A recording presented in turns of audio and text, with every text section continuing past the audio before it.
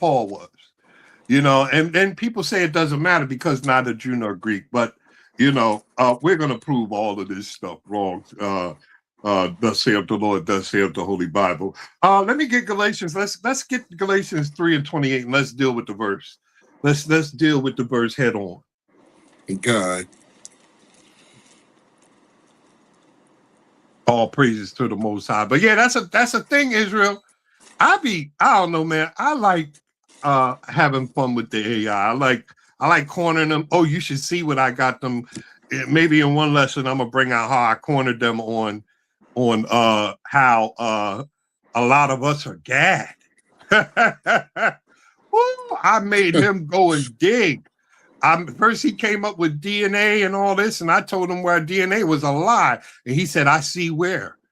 I can see why you said that, and then he brought out all the evidence. So I be having fun with it, brothers and sisters, man.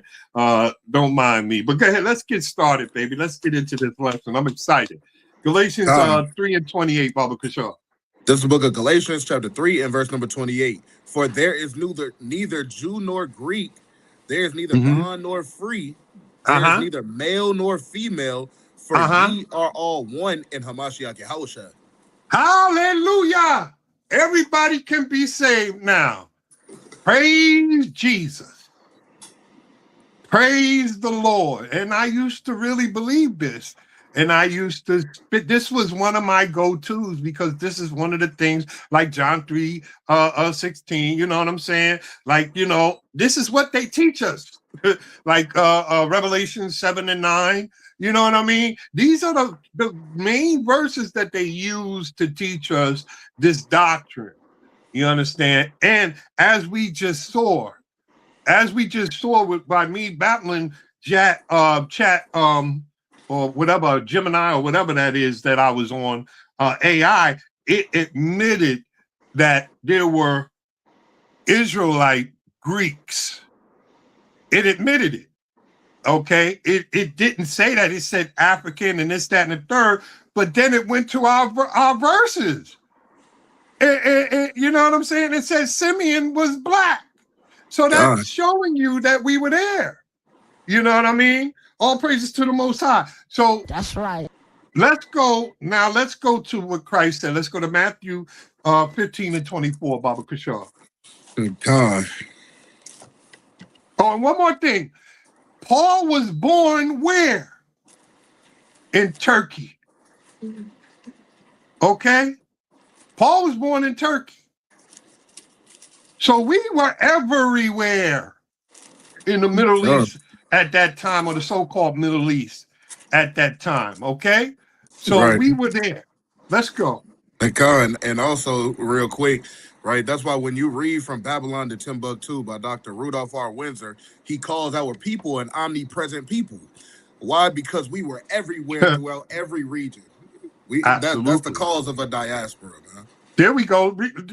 Check that out right there. Of course, they don't have the right complexion. We saw what the scripture said about the complexion, but that's where the Apostle Paul's from.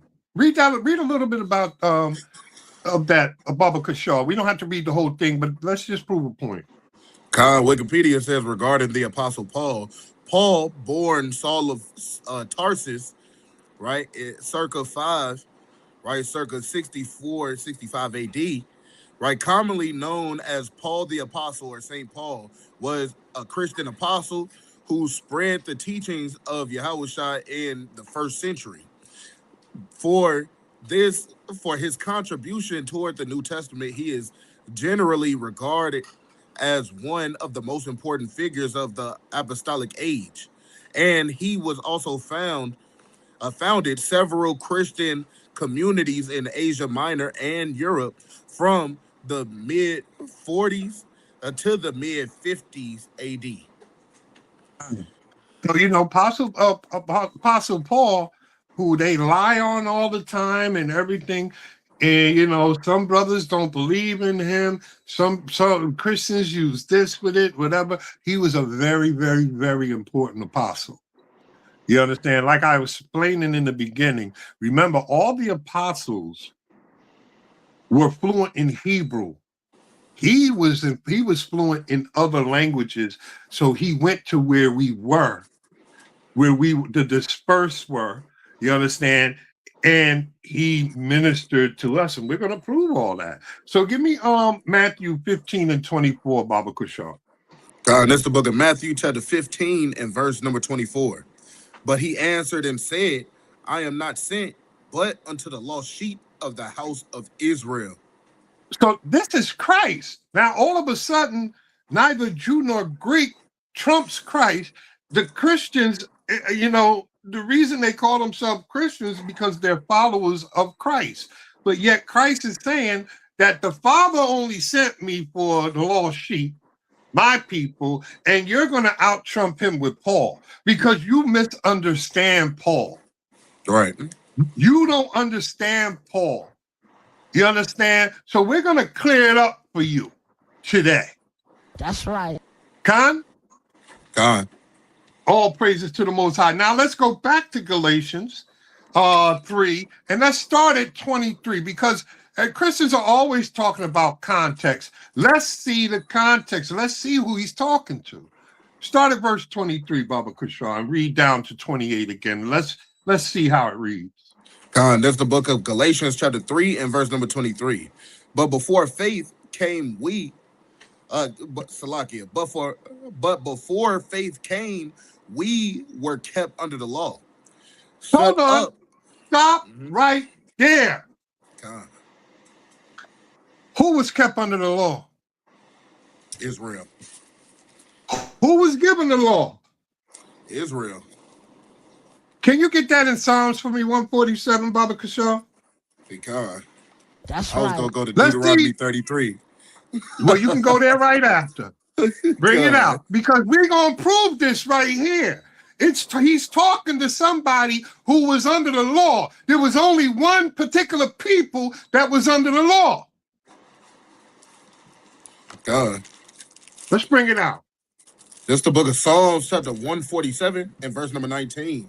He showed his word unto Jacob, and his statutes and his judgments unto Israel. He have not dealt so with any nation, and as for his judgments, they have not known them. Praise ye the Lord. Give me 20 as well if you didn't read it. He have not dealt so with any nation. And as for his judgments, they have not known them. Praise ye the Lord. Nation. No other nation got the laws, but so he's got to be talking to Israel. You understand what I'm saying? Let's just deal with the context of it. Go ahead and bring out your verse, King. This is the book of Deuteronomy, chapter 33. I'm going to start at verse number 1. It says, And this is the blessing wherewith Moses, the man of God, blessed the children of Israel before his death. And he said, the Lord came from Sinai and rose up from Seir unto them. He shined forth from Mount Paran, and he came with 10,000s of his saints. From his right hand went a fiery law for them. Yea, he loved the people. All the saints are in his hand, and they sat down at his feet. Every one of them received thy words. So he's dealing with Israel, period. So let's go back to Galatians and put it into perspective. You know what I'm saying? Now that we know who's under the law, let's go and see who he's talking to. Come on. This is the book of Galatians, chapter 3, and verse number 23. I'll start again. Just start back at 23. Let's start it back at 23. But before faith came, we were kept under the law. Shut up unto the faith which should afterwards be revealed. So we were kept under the law. So he's talking to the only people that had the laws. He didn't deal with any other nation. So let's go see who this Jew or Greek is. Okay, keep reading. Wherefore the law was our schoolmaster to bring us unto Christ. The law was whose schoolmaster? The law was whose schoolmaster? Our schoolmaster. The Israelites. Come on. To bring us unto Christ. To bring we might be justified unto Christ. Shalakia. To bring the Israelites unto Christ who were under the laws. It was our schoolmaster. It wasn't everybody's schoolmaster because everybody wasn't under the law. Let's get this straight right now. Come on. That we might be justified by faith. That we must be justified by faith. The Israelites. Come on. But after that faith is come, we are no longer under the schoolmaster. For ye are all the children of God by faith in Hamashiach Yahawah. So he's talking about the Israelites. That whole passage was talking about the Israelites. Okay, come on. For as many of you as been baptized unto Christ have put on Christ. There is neither Jew nor Greek. There is neither bond nor free. So hold on, Shalakia. So now, all the way up to that verse, it's talking about the Israelites. So now you mean to tell me that verse 28, it jumps into a natural Greek? When it's been talking about the Israelites all the way down from verse 23? How does that make sense? Do you think God is a confused God? No, we just proved that we were over there. The Israelites were called Christians in Antioch, which was in Greece. So we're dealing with us. And it's right there in the text. It's in the text. I don't have to go no further. Lesson's over, baby. That's right. Huh? Come on, it's over. Y'all can go ahead and have a good night. You understand? It's over, baby. It's over. I Mike Tyson them with just that. You understand? That was it. But go ahead. Let me wait. We finished that. So let me get 2 Peter's 3 and 15, Baba Kishore.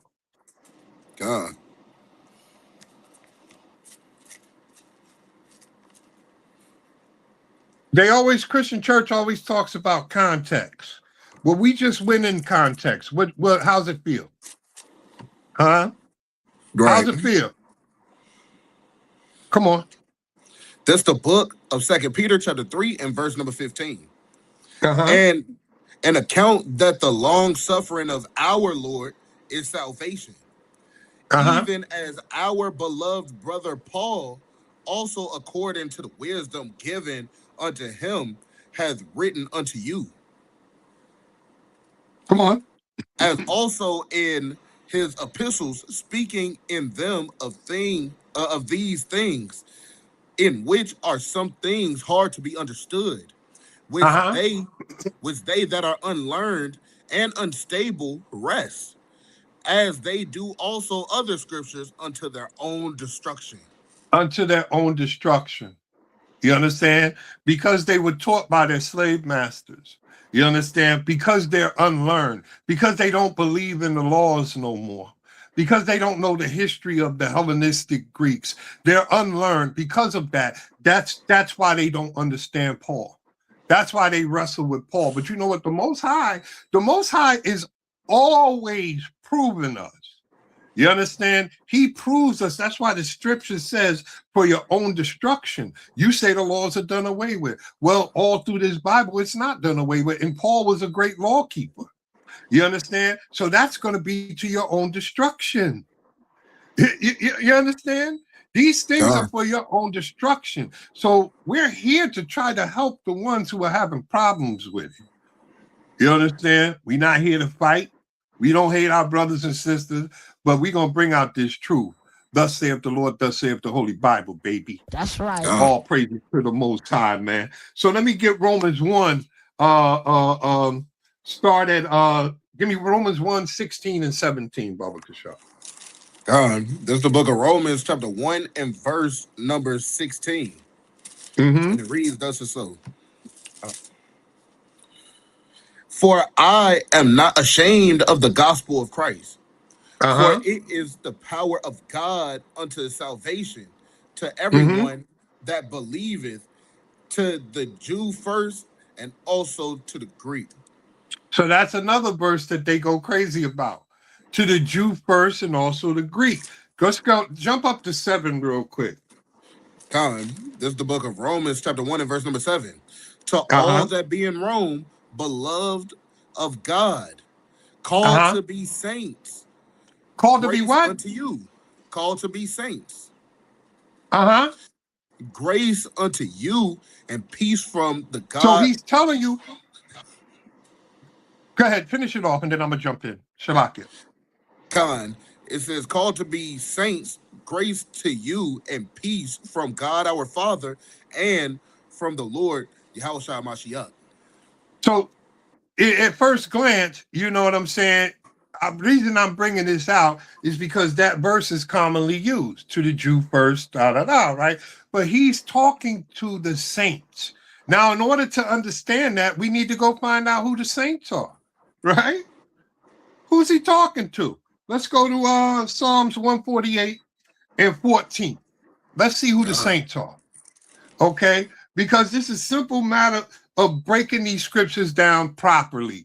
Paul was a apostle to the Gentiles, but those are the people, or our people, the northern kingdom, the ones that were carried away to idols. And we were calling them Gentiles. They were not a people anymore. And we're going to prove all of that. We're going to read these scriptures like they're supposed to be read. That's right. Come on. This is the book of Psalms, chapter 148 and verse number 14. He also exalted the horn of his people, the praises of all his saints, even Israel, Salaki, even of the children of Israel, a people near unto him, praise ye the Lord. So who are the saints? Even the children of Israel. We are the saints. And let's further prove that. Let's go to the Apocrypha. You know, because people don't want to believe it. Let's go to the Apocrypha. Let's get 18 and 5. Wisdom of Solomon, 18 and 5, Baba Kashar. Because he's going to show and prove that we are the saints. And so when he's addressing the saints, he's addressing the Israelites. So when he says that the Jew first and then the Gentile or then the Greek, he's talking about to the ones that are following and to the ones that are scattered. But they get it too, because Christ said in Matthew 15:24, he wasn't sent to anybody else. Stop putting words in Christ's mouth. Stop making him a liar. Come on. This is the book of Wisdom of Solomon, chapter 18 and verse number 5. And when they had determined to slay the babes of the saints, one child being cast forth and saved to reprove them, thou tookest away the multitude of their children and destroyed them altogether in a mighty water. Okay, so that's going back to where? Egypt. That's going back to Egypt. Okay, when they were slaying our firstborn. He said when they were to slay the saints' kids. He's talking about the Israelites' kids. He's calling us the saints, and he drowned them in the mighty water, meaning what? Meaning when he did the Red Sea. So that's the Israelites. We're showing and proving that he's talking to the saints. Ain't no other nation ever been called a saint but us. And we just proved that. Now let's go to Zechariah 12 and 7, Baba Kashar. Or matter of fact, let's go back and read Romans 1 and 16 just for clarity. Now we just proved it, so now let's read it again. This is the book of Romans, chapter 1 and verse number 16. For I am not ashamed of the gospel of Christ, for it is the power of God unto salvation to everyone that believeth, to the Jew first, and also to the Greek. You see that? To everyone that believeth, to the saints, all the saints that believeth, to the Jew first, who is the southern kingdom, and the northern kingdom, you understand, who was scattered, who Christ said that he was sent, but for the lost sheep. Those are the lost sheep of the house of Israel. All Con. praises to the Most High. Now let me get Zechariah 12:7, Baba Kashab. Con.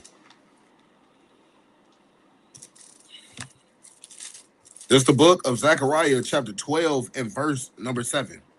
Uh-huh. And it reads, the Lord also shall save the tents of Judah first, Uh-huh. that the glory of the house of David and the glory of the inhabitants of Jerusalem do not magnify themselves against Judah.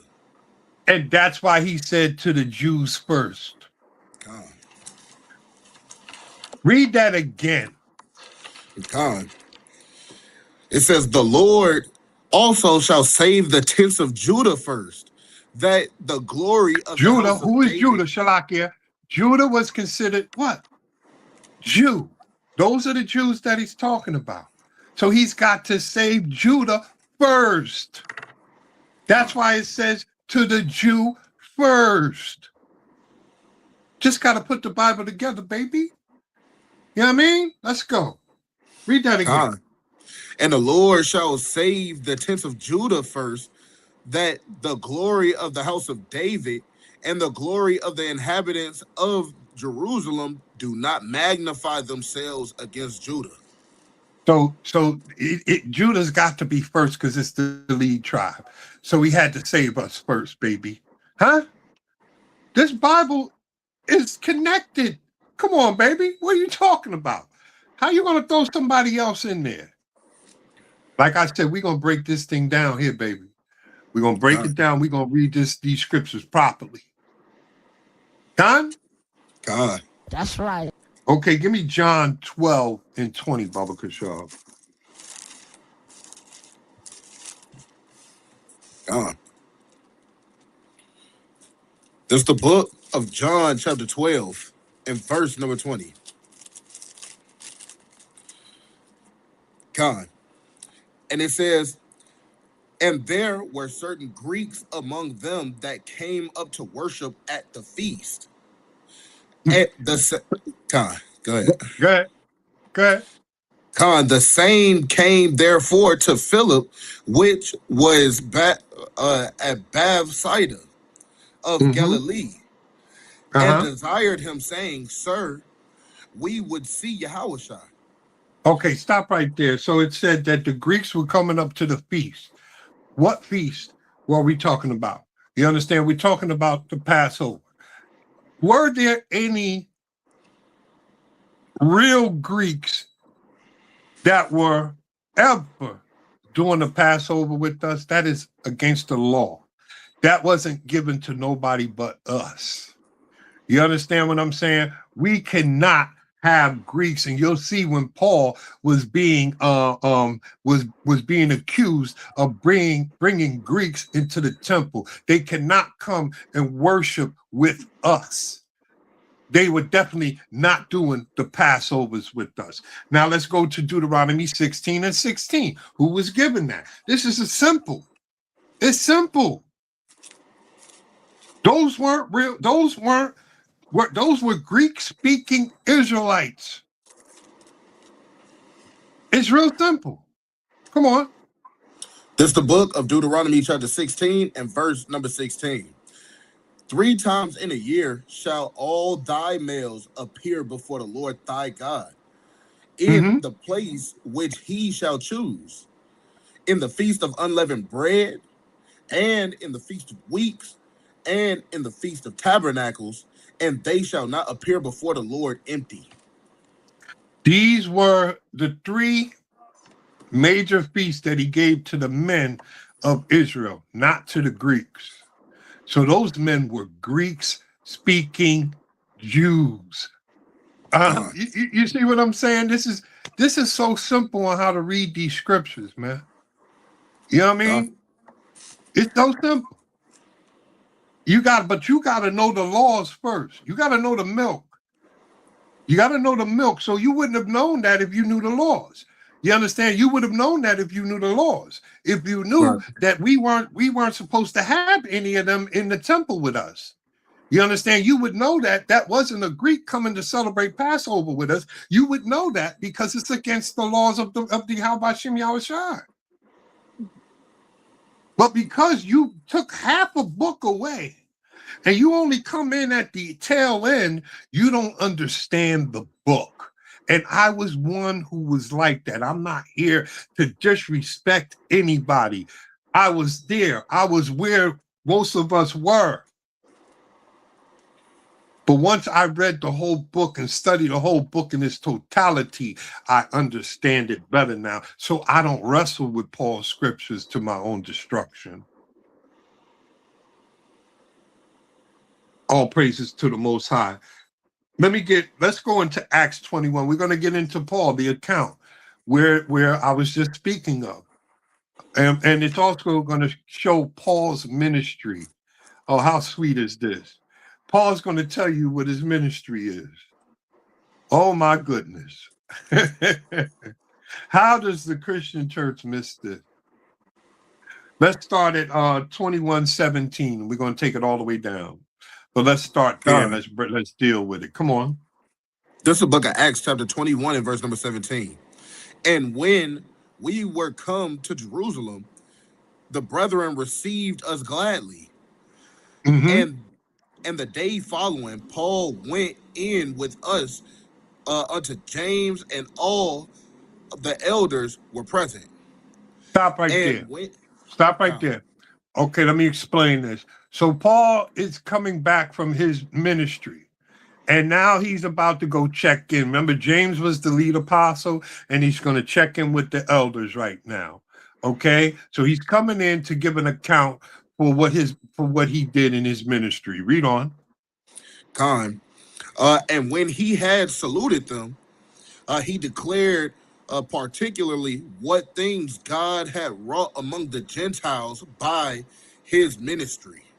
Stop right there. So his ministry was among the Gentiles, not to the Gentiles, not to the natural Gentiles. It was among the Gentiles. You cannot take that word out and make it mean two. You cannot take that word out and understand the English language and then sit there and act like that word means that it's for everybody. No, he went amongst the Gentiles and he taught a specific people. And that was his ministry, not to the Gentile, amongst the Gentiles. Read. And when they heard it, they glorified the Lord and said unto him, Thou seest, brother, how many thousands of Jews of Greeks. Of Jews there are. Thousands of Chinese people. Jews there thousands are. Of Middle Eastern Arabs. Thousands of Jews there so are. Wait a minute. So he went amongst the Gentiles, and there are thousands of Jews that he ministered to. Read it from the top. Verse number 20. And when they heard it, they glorified the Lord and said unto him, Thou seest, brother, how many thousands of Jews there are which believe, and they are all zealous of the law. Woo! So his ministry is to the Jews that are among the Gentiles, and that's another cut. We're not getting into that, but they believed on Christ and they were all zealous of the law. God. You can't get around that. That's New Testament. That's Paul, who they use to say that he went to everybody, to all nations, and that's him that says that the laws are done away with. But in this sentence right here, just one verse, it shatters all of that. Right. Wow. Read on. Reading on, verse number 21, and they are all informed of thee, that thou teachest all the Jews which are among the Gentiles. No. That teaches who? That teaches all the Arabs that are among the Gentiles. All the Jews which are among the Gentiles. No. All the natural Greeks that are among the Gentiles. All the Jews which are among the Gentiles. All the Jews that are among the Gentiles. So this is Paul they're bringing up charges on Paul. This is a rumor. He came to his elders. He didn't even know about the rumor. He was out there doing his ministry. We've already established his ministry was among the Gentile, not to the Gentile. We established that from this verse here. You understand? So they are accusing him of teaching the Jews that were among the Gentile to go against Moses and the laws. But he don't know about that because he's bringing back this great news to the elders and the lead apostle James, and they're getting ready to tell him that while you was going on your ministry among the Gentiles, teaching the Jews, and thousands of them came home to this truth. You understand? Now, while you were out there, they got people here that are lying on you. Here's a rumor coming up. Now, read about that rumor. Say, Salakia, among the Jews which are among the Gentiles to forsake Moses, saying that they ought not to circumcise their children, neither to walk after the customs. So there you go. So this is the elders and the apostle James, the head apostle, Christ's brother. Let's throw that in there. You know what I'm saying? So he went to them to check in. He came back from his ministry. He went to check in and let them know what was going on. They glorified the Most High for all his works of bringing us back, bringing our people back that were out there among the Gentiles. And they said, while you were out there, a rumor has started that you were out there teaching all the Jews that are among the Gentiles to forsake Moses, meaning to forsake the laws and the customs, the law, statutes, and commandments. This is what they're accusing him of. Read on. God. Oh, what is it therefore? The multitude must needs come together, for they will hear that thou art come. Okay, so he's saying that, the multitude's going to hear that you here, and they're going to come and approach you. So here's what you need to do. Read on. Do therefore this that we say unto thee. We have 4 men which have a vow on them. Okay, he says, do this, Shalakia King, do for this. He said, we got 4 men which have a vow on their head. What vow is that? That's the Nazarite vow. But read on. God, them take and purify thyself with them, and be at charges with them. That meaning pay for. Go ahead, say it all. Go ahead. I'll deal with it after. Go ahead, King. That they may shave their heads, and all may know that those things whereof they were informed concerning thee are nothing, but that thou thyself also walkest orderly and keepest the law. I wonder what the Christian church is going to do about that. I mean, James and the elders are telling him, you understand, that to do this. Now, either they're lying or they're not, right? Or I mean, what we're gonna do with this verse here? You understand? Because he's saying, okay, do this. He said, you got 4 men which have a vow on them head. Which vow is that? That's the Nazarite vow. How do you clean or cleanse yourself from the Nazarite vow? The Nazarite vow is when you grow your hair. Okay, and you can't drink wine and certain other things. That's in the book of Numbers, right? If anybody wants to go back and read it, that's the Nazarite vow. Okay, but Paul is doing a matter of fact. Let's go to jump to Acts 18:18 real quick, and let's see that Paul has the Nazarite vow. Read that real quick. 18:18. This is the book of Acts, chapter 18, and verse number 18. And Paul, after this, tarried there a good while, and then took his leave of the brethren, and sailed thence into Syria, and with him Priscilla and Aquila, having shorn his head in Sennacherib, for he had a vow. For he had a vow. What vow is that? That's the Nazarite vow. This is what Paul had. So this is why I go back to 21, in that verse we were at. This is why he's able to go. He's got to pay. What does take charges mean? That means pay for the offerings, because they were still doing offerings too. Christ didn't get away with all that. He didn't do away with all of that like the Christian church tells you. You understand? They still had a temple and they still had certain things that they did offerings in. And this was one of them. So he had to go and take 4 men and himself to the temple and shave their heads, pay for their offerings, so that he can show that everything that they said against him was a lie. So that him going out and teaching the Jew that was among the Gentile was a lie. That he didn't teach them to forsake Moses. That him saying that the laws were done away with is a lie. So this is why he's doing it. So if Paul was sitting up here and if he, no, what I'm trying to say is he should answer this right now.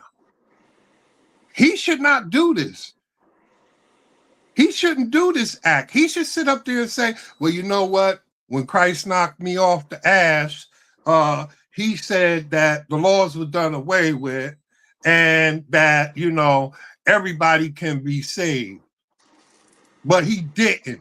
He jumped right to it to prove those rumors wrong. Read on. That's right.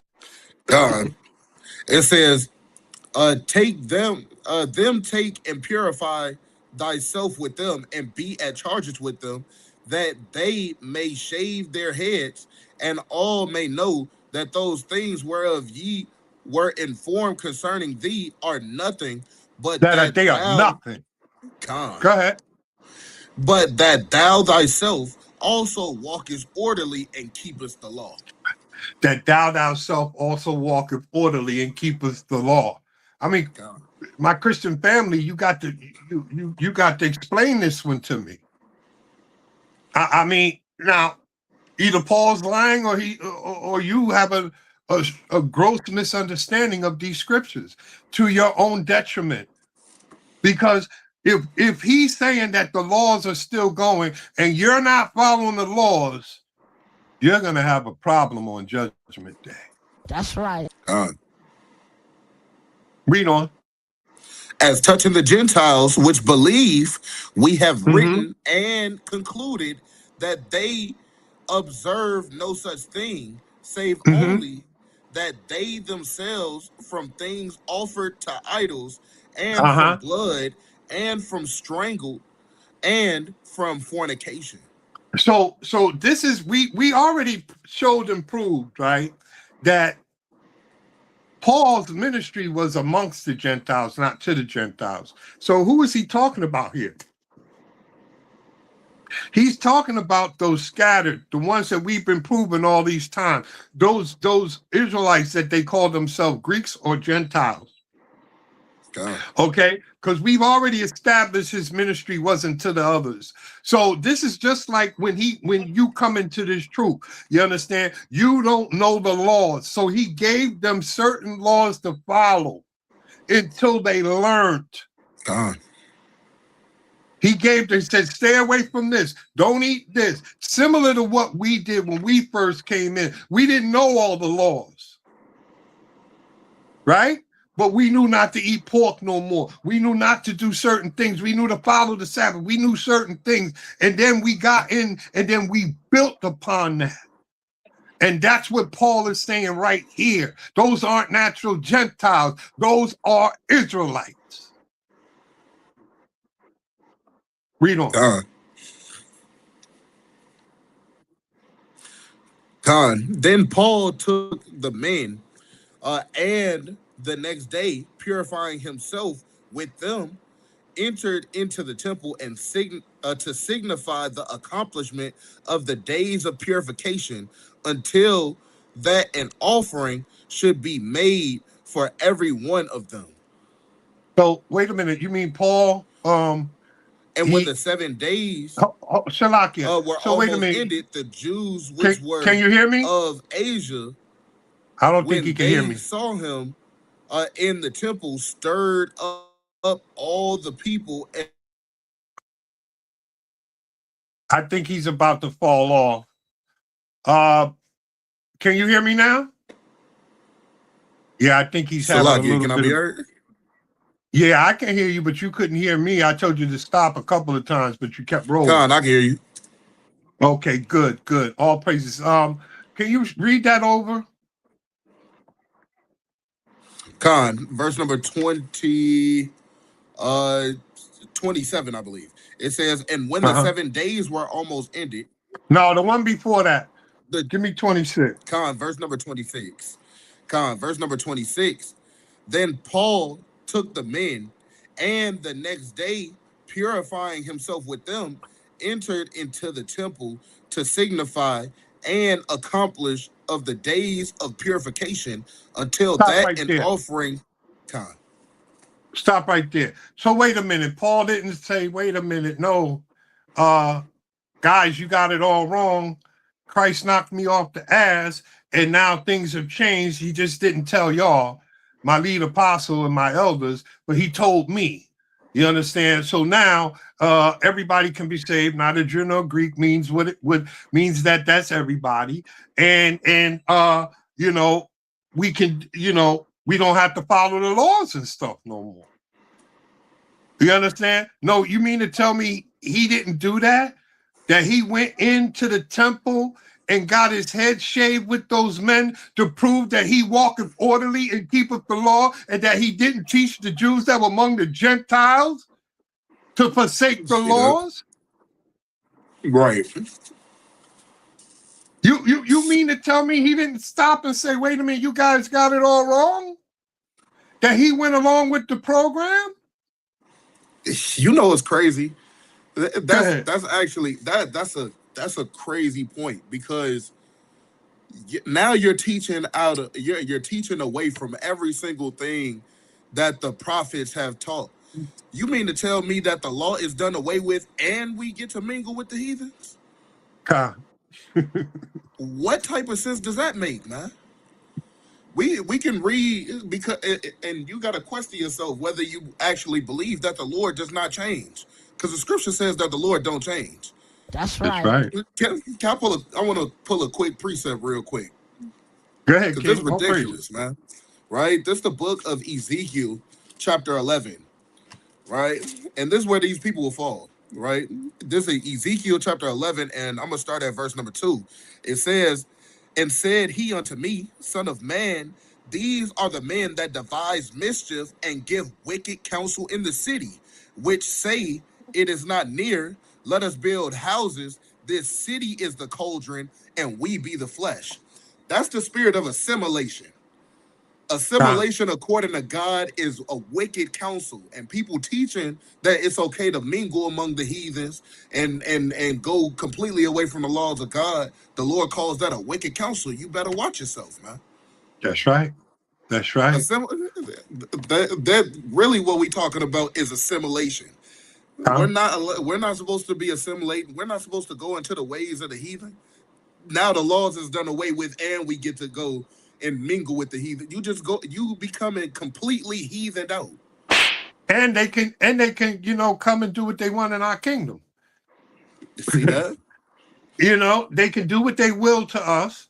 You know what I'm saying? They can buck break us. They can enslave us. They can rape our women, our wives, which are all law breaking, and then they can just walk into the kingdom.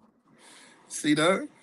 And that just means that the kingdom is America at this point. Exactly. Well, unfortunately, you YOLO seeking people, that's not how these scriptures read. Right. And we are breaking it down right now. And we're not even going into history. We're going into the scriptures. We're going to bring history in to support the scriptures, but the scriptures support themselves. That's right. All praises to the Most High, man. Where you at? What verse are you in? In the book of Acts.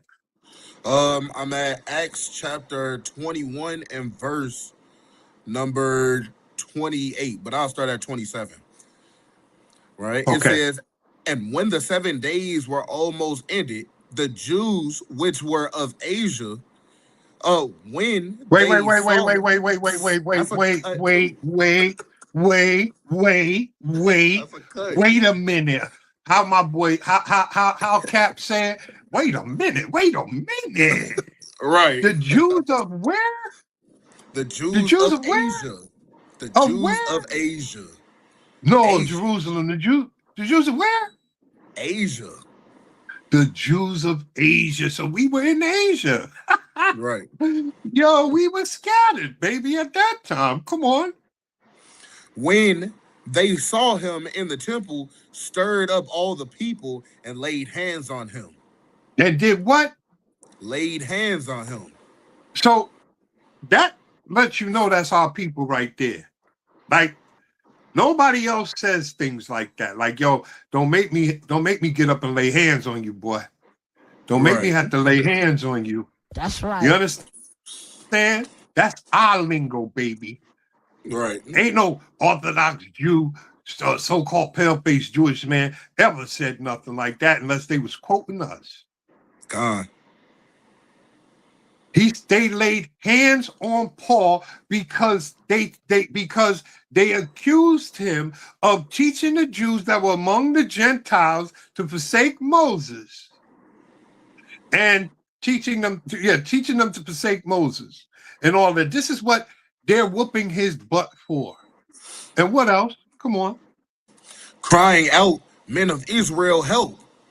This Mhm. is the man that teacheth all men everywhere against the people and the law Mhm. and this Mhm. place. And And further this brought place. Go ahead. and furthermore, did what? and further brought Greeks also into the temple and hath No, but they could go polluted to the feast. Hold on. and, No, but the Greeks can go to the holy feast. and further But they brought whooping his Greeks ass into this right now. temple. They whooping his ass right now because they assume that he brought Greeks where? Read that again. Come on. Oh my God. Come on, read it The again, people baby. and all the law and this place, and further brought Greeks also into the temple and hath polluted this holy place. And polluted this holy place. So if it was a natural Greek, they pollute the place. They pollute the temple. They pollute the Passover. They pollute our feast days. God. What are we talking about here? Neither Jew nor Greek. And Greeks can come to the Passover now. Nah, they whoop Paul's ass for that. Go ahead. Right. God. It says, for they had seen before with him in the city of Slovakia, Trophimus, Trophimus. and say it one more time, King. Trophimus. Trophimus and Uh-huh. Ephesians, Uh-huh. whom they supposed that Paul had brought into the temple. So they suppose that Paul brought into the temple. So they suppose that he brought Greeks into the temple. Come on. And all the city was moved, and the people ran together. Hold and on. Stop right there. Not just a couple of people. The whole city was pissed for them bringing a Jew into or bringing a Greek, or they suppose that he brought a Greek into the temple. Huh? Right. And that he was teaching the Jews that were amongst the Gentiles to forsake the law. They were serious about that. The whole city came to whoop Paul's ass. Come on. God. And they took Paul and drew him out of the temple, and forthwith the doors were shut. Uh-huh. Come on. And as they went about to kill him, tidings Wait, came. hold on. This was they were going to kill him. Finish him. Right. They were going to kill him for what the Christian church says that they can do. Let that sink in. See that? Everything that the Christian church says that they could do by neither Jew nor Greek, and the laws were forsaken and done away with, they were going to kill Paul for that. They weren't going to just whoop him. They weren't going to punish him. They were going to murder him. Read on. Con. It says, and as they went about to kill him, tidings came unto the chief captains from the band, and all Jerusalem was in an uproar. All Jerusalem was in an uproar for this. This wasn't no small matter. And now you willy-nilly, and then let me just say this too, okay? This was after Christ. Con. This was after Christ. Oh, when Christ, everybody, he opened up, he broke down the wall, and this, that, and the third, and now the Jews and the Gentiles and Protestants and the Catholics, and all it sounds good, but that's not what they were practicing after Christ. Read on. Who immediately took soldiers and centurions and ran down unto them. And when they saw the chief captains and the soldiers, they left beating Paul. They were whooping Paul's butt. So the soldiers had to come and save Paul. Come on. God. Then the chief captains came near and took him and commanded him to be bound with 2 chains, and demanded who he was and what he had done. And some cried one thing, and some cried among the multitude. And when he could not know the certainty for the tumult, he commanded him to be carried into the castle. So this is the cops coming, the soldiers, and they're asking what's going on. Why are you beating him down like this? You understand? So now they ended up having to scoop him and take him up out of there because they were trying to kill him. Come on. And when he came upon the stairs, so it was that he was born of the soldiers for the violence of the people. So they were violent towards him. They were trying to kill him. Come on. For the multitude of the people followed after, crying, away with him. And as Paul was to be led into the castle, he said unto the chief captain, may I speak unto thee? Who said, canst thou speak Greek? Art not thou the Egyptian, which before these days madest an uproar, and leddest out unto the wilderness 4,000 men that were murderers? You see that? Now check that out. Now, that's just me pointing this out. We already pointed it out before. You understand? He was Greek speaking, Paul, and he was black as an Ethiopian. I just wanted to point that out again. It's right there in the scriptures. He wasn't one of these so-called Jewish cats who can't sit up there and stand in the sun. It just heat waves killing them like crazy today. You know what I mean? Like, how is they building pyramids and stuff? But go ahead. I digress. I just had to point that out. Go ahead. Reading on, it says, art thou not the Egyptian, which before these days made us an uproar and led us out into the wilderness 4,000 men that were murderers?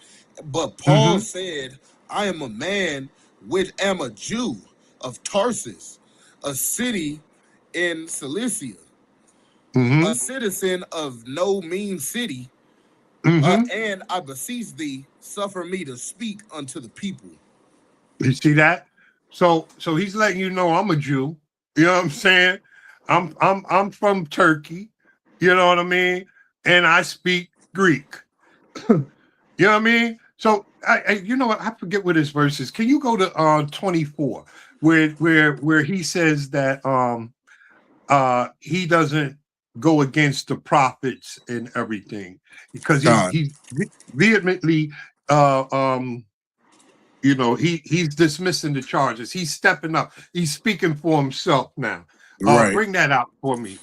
This is the book of Acts chapter 24 and verse number 14. Bring it out. But this I confess unto you, that after the way which they called heresy, so Mm-hmm. worship I the God of my fathers, believing all things which are Go written. up one verse above that, please. One God, verse above that. this is the book of Acts chapter 24 and verse number 13. Neither Uh-huh. can they prove the things whereof they now One accuse more me. verse. Shalakia. One God, more verse. this whole thing is good, man. Yeah, because I want to prove something here. I might ask you to go up another verse because this just can't. I didn't put it in the lesson, but it came to me as I'm doing it, But go ahead. God, this is the book of Acts chapter 24 and verse number 12. And they neither found me in the temple disputing with any One more verse. man. Shalakia.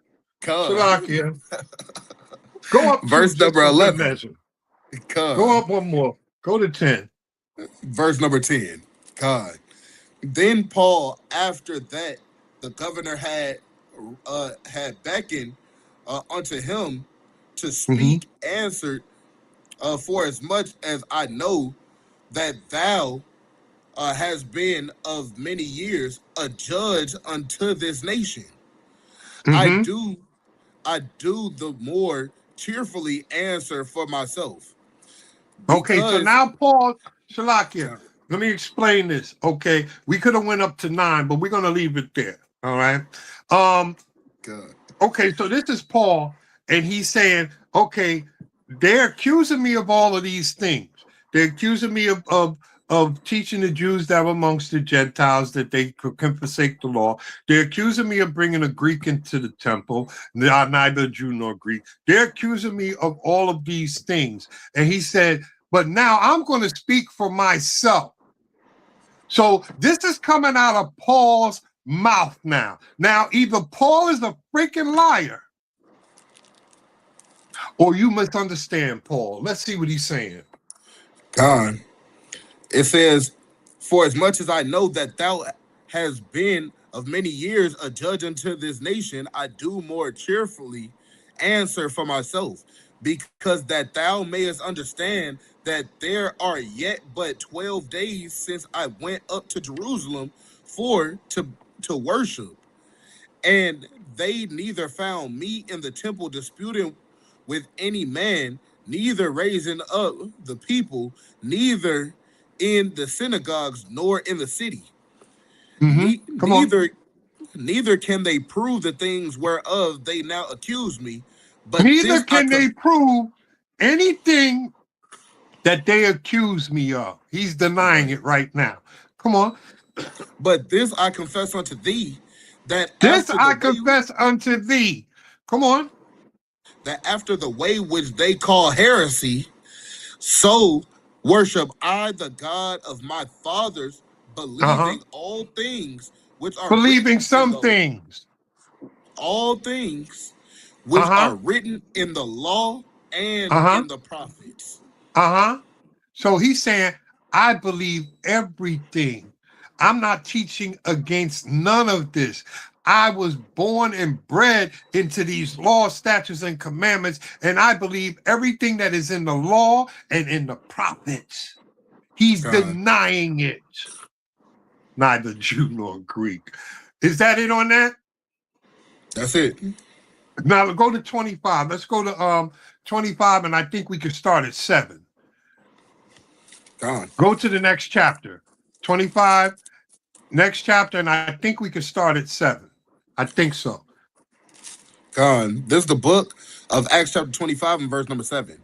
And when he was come to the Jews, which came down from Jerusalem, stood around about, and laid many and grievous complaints against Paul, which they could not prove. So everything that they laid up against Paul, they couldn't prove. Okay, so they couldn't prove that he said neither Jew nor Greek, that he brought Greeks into the temple. They couldn't prove that he was teaching the Jews that were among the Gentiles to forsake the law. They couldn't prove any of the charges that they brought up against him. They couldn't prove it. Come on. While he answered for himself, neither against the law of the Jews, neither against the temple, nor yet against Caesar have I offended anything at all. So he said neither against the temple or the Jews, anything. So he didn't bring a natural Greek into the temple. Neither Jew nor Greek. No, it doesn't mean that. He was beat almost to death for exactly what you guys say that verse means. No, he's talking about the Hellenistic Greeks, the Hellenistic Jews that are amongst the Greeks. And we're proving that through the scripture. Read on.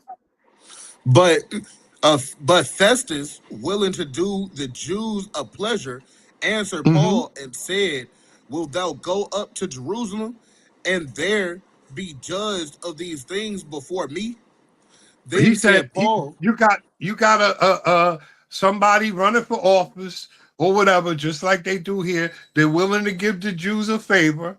You understand? He said, will you go amongst the Jews? And Paul said, what? What did Paul say? Then said Paul, "I stand at Caesar's judgment seat where I ought to be judged. To the Jews have I done no wrong, as thou very well knowest." And as thou very well noticed. So he knew that if he went up there and went before the Jews, they were going to kill him.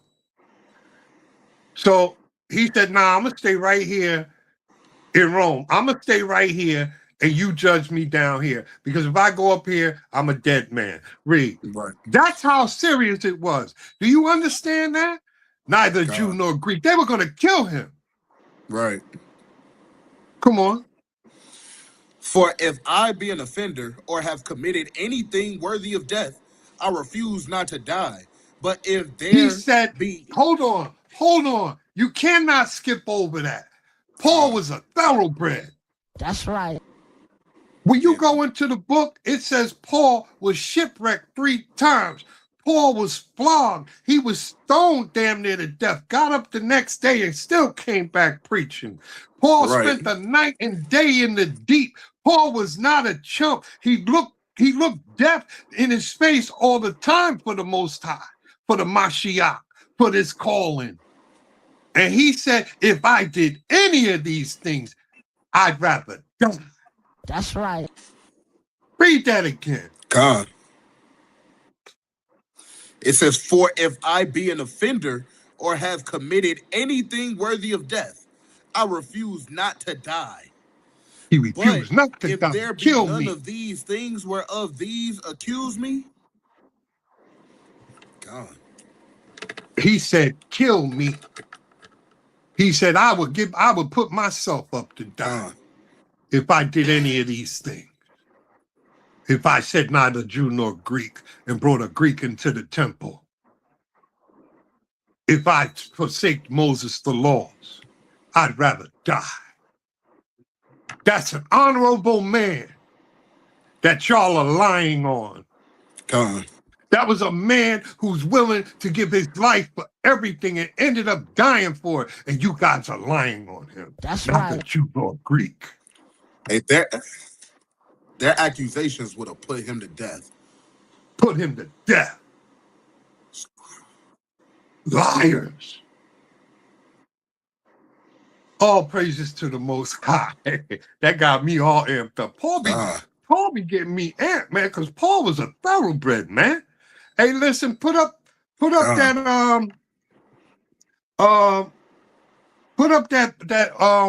article I got, brother. All praises to the Most High. Put up that article, man. Let's start reading some of this article because now we're gonna go into some history. You know what I mean? All praises to the Most High, man. No, that's where Paul was born, I believe. There's an article, Tarkus. No, that's that. Ancient going skin color.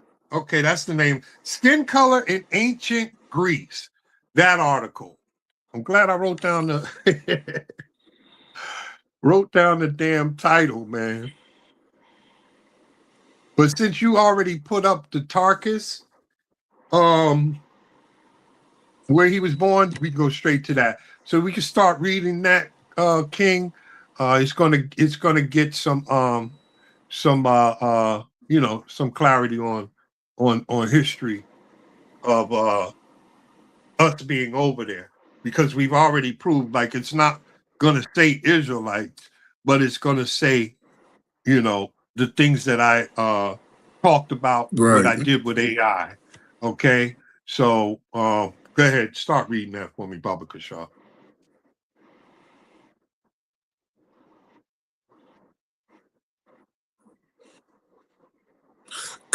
This article is called "Skin Color in Ancient Greece: The Insertion of a Non-Existent Color Prejudice into Antiquity." Right, by Maya Aziz. It says, quote, "This article is an abridged version of an undergraduate dissertation titled Skin Color in Ancient Greece: The Insertion of a Non-Existent Color Prejudice into Antiquity," with which Maya Aziz School of Languages, Cultures, and Societies completed her bachelor's degree in classics at the University of Leeds. Together with Carrie Pearson, she was awarded the 2022 Lionel Cliff Prize for the best undergraduate dissertation on a topic relevant to African studies at the University of Leeds. Right? Introduction.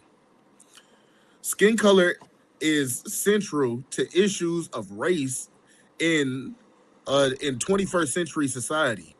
This, however, has not always been the case. Ancient Greece lacked a divide between black and white races, yet the Greeks have been consistently invoked to demonstrate white European superiority.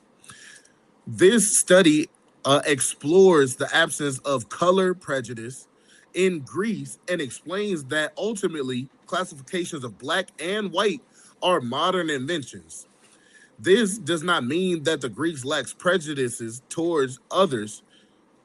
They did. The point, however, is that these prejudices were not based on black and white. This study looks at ancient Greek representation of black people in their art and literature. What I mean by black should be clarified, since the concept itself is absent from Greek thought. I discuss people who are described as having black skin. The study, therefore, largely focuses on representations of Ethiopia, which reference to Egypt and India where appropriate. The consensus rather is that Ethiopians optimize blackness for the Greeks. Snowden describes Ethiopians as the yardstick for measuring color, and Gruen argues that they became virtually synonymous with blackness. This idea is corroborated in the ancient sources from Aristotle's claim that Ethiopian skin is darker than that of any other people. To Aaron's observation that Indians are darker than all other men, except the Ethiopians. Can you hear me? Okay, so it's saying that they use the word Ethiopians as the yardstick, and that means burnt face in Greek. So they're not necessarily talking about the Ethiopians when they say that, and that's what she explained. I just wanted to make sure that point got across. Go ahead.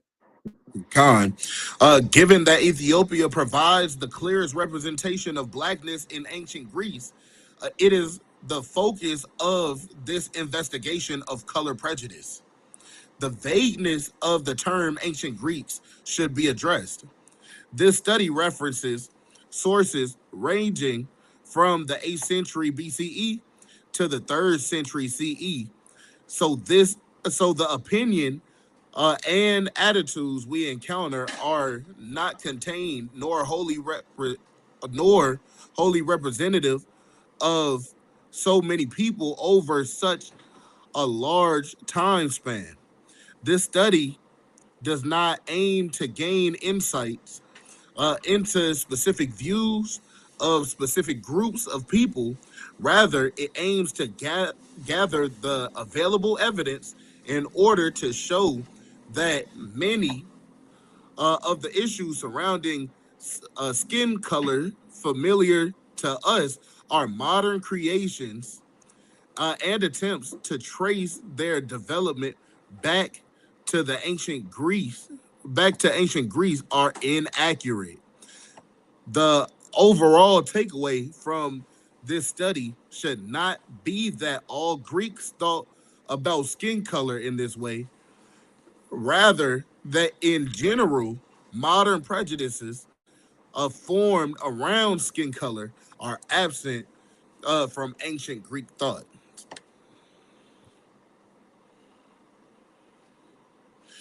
The study begins by looking at the ancient Greek views of black skin. First, we consider the Greeks' oppositional mode of self-definition, which created the foundational concepts of Greek and barbarian. Next, we look at the environmental theory, another central concept which explains differences in skin color, in skin color and character through proximity to the sun. Following this, we consider the polarity between dark and light mythology to illustrate the differences in their usage in ancient Greece.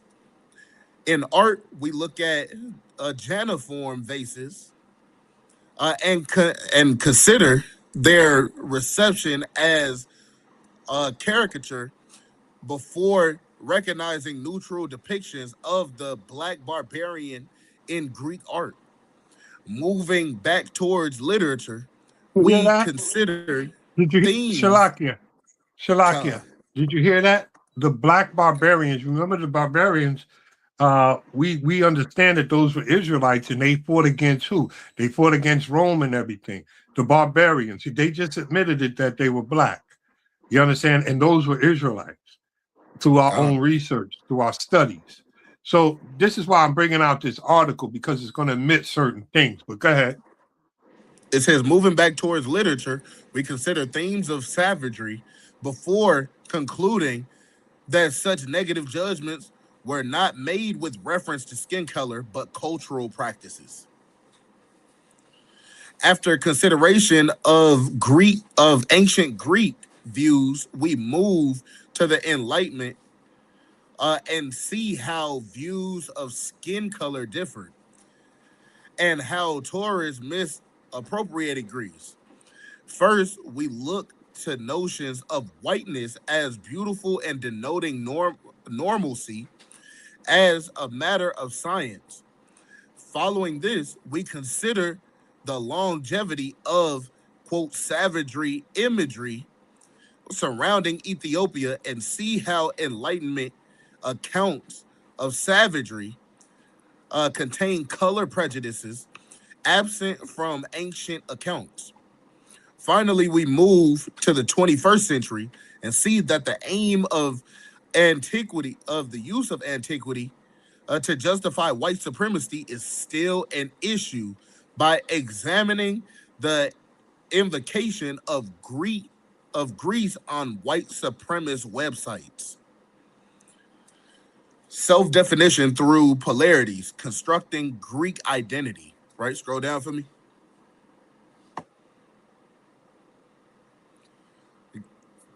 God. The Greeks lacked a clear sense of identity as Greeks until the Persian Wars, which was 499 BCE to 448 CE. The first question to ask then is, what changed? What about this event united once desperate groups, disparate groups, Salakia, as of Sasi puts it, the Greeks gained a collective identity superimposed over city-state and regional identities through the military partnership between the Athens and Sparta, two of the strongest city-states in many eras of Greek antiquity. Through collaboration amongst individual city-states, coupled with increased contact with common enemies, the Greeks simultaneously began viewing themselves as united and other cultures as different. These two observations came together to develop the idea that the barbarian as of the barbarian as opposite to the Greek.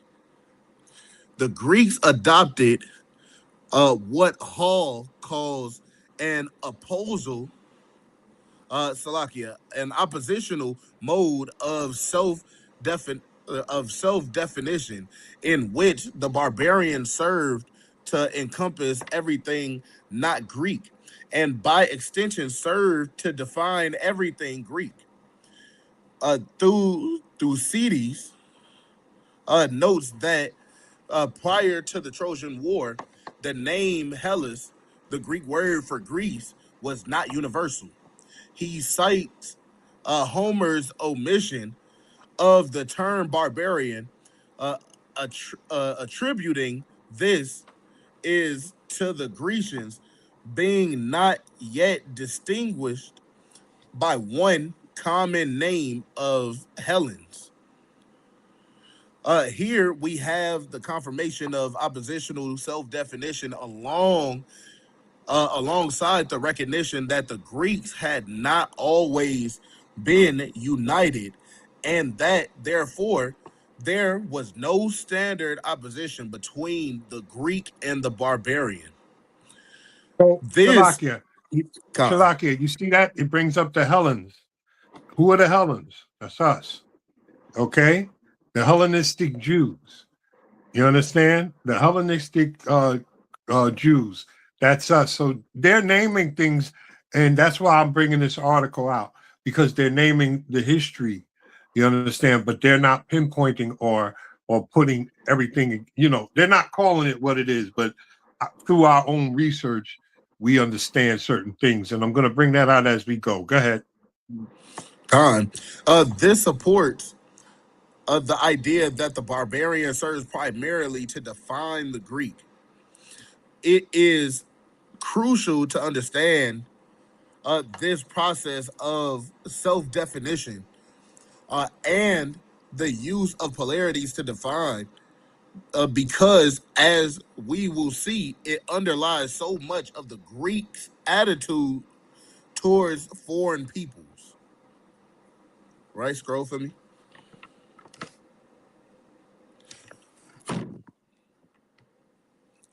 Environmental theory. Use of the label aethiops, right, or burnt face, to refer to a person with black skin will strike 21st century readers as offensive. This, as Grew notes, was a Greek term to describe Ethiopians and the etymological roots of their name. Initial discomfort with the term stresses the importance of understanding Greek modes of thought surrounding the ethnic other in order to explain why they refer to black people thus. Once we read such representations contextually, we see that this description is not intended to offend, but reflects the Greek method of explaining physical variations through climate. The Greek, Salakia, they really saying that the Greeks called anybody that had dark skin Ethiopian, basically. Exactly. That's what I brought up earlier. That's why I brought it out earlier. You know what I'm saying? But they're also saying that the barbarians are black, right? And we also know that the Hellenes are black, right? So this is what they're saying. That's why they're putting them all up in that category. But that's why I explained it earlier. You know what I'm saying? Because it means burnt face.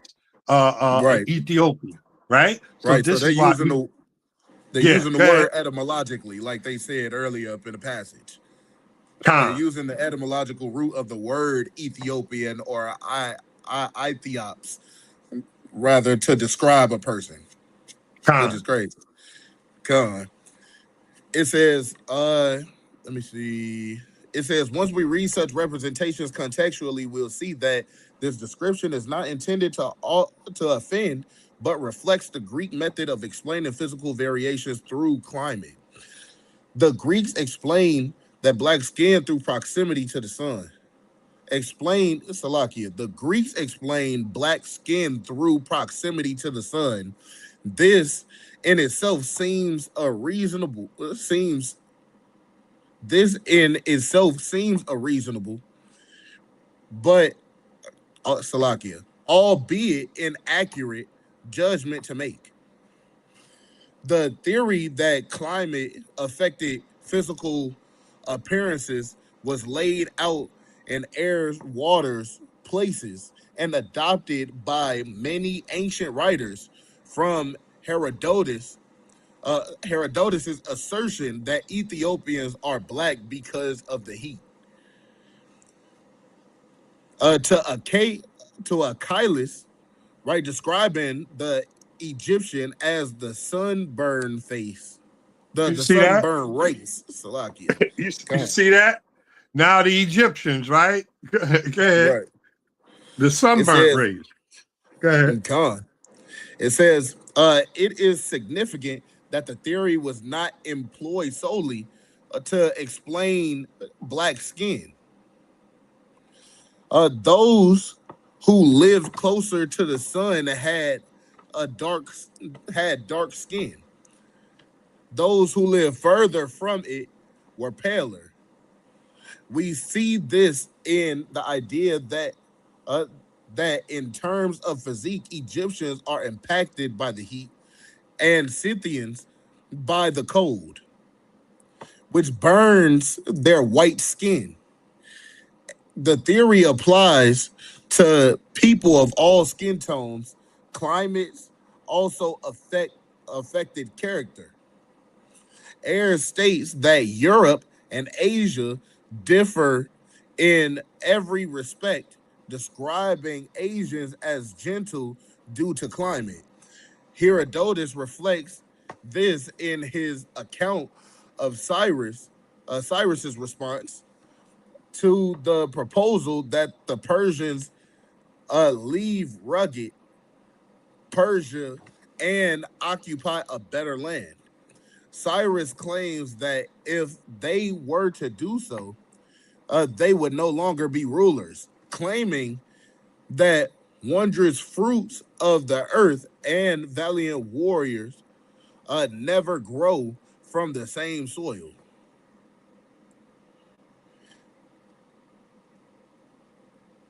This is kind of madness, honestly, right? Absolutely. Because what about Esau, man? All right, basically everybody was up in our region. Mm-hmm. You know what I'm saying? Everybody lived in our region. So what does that mean? Con. Read it.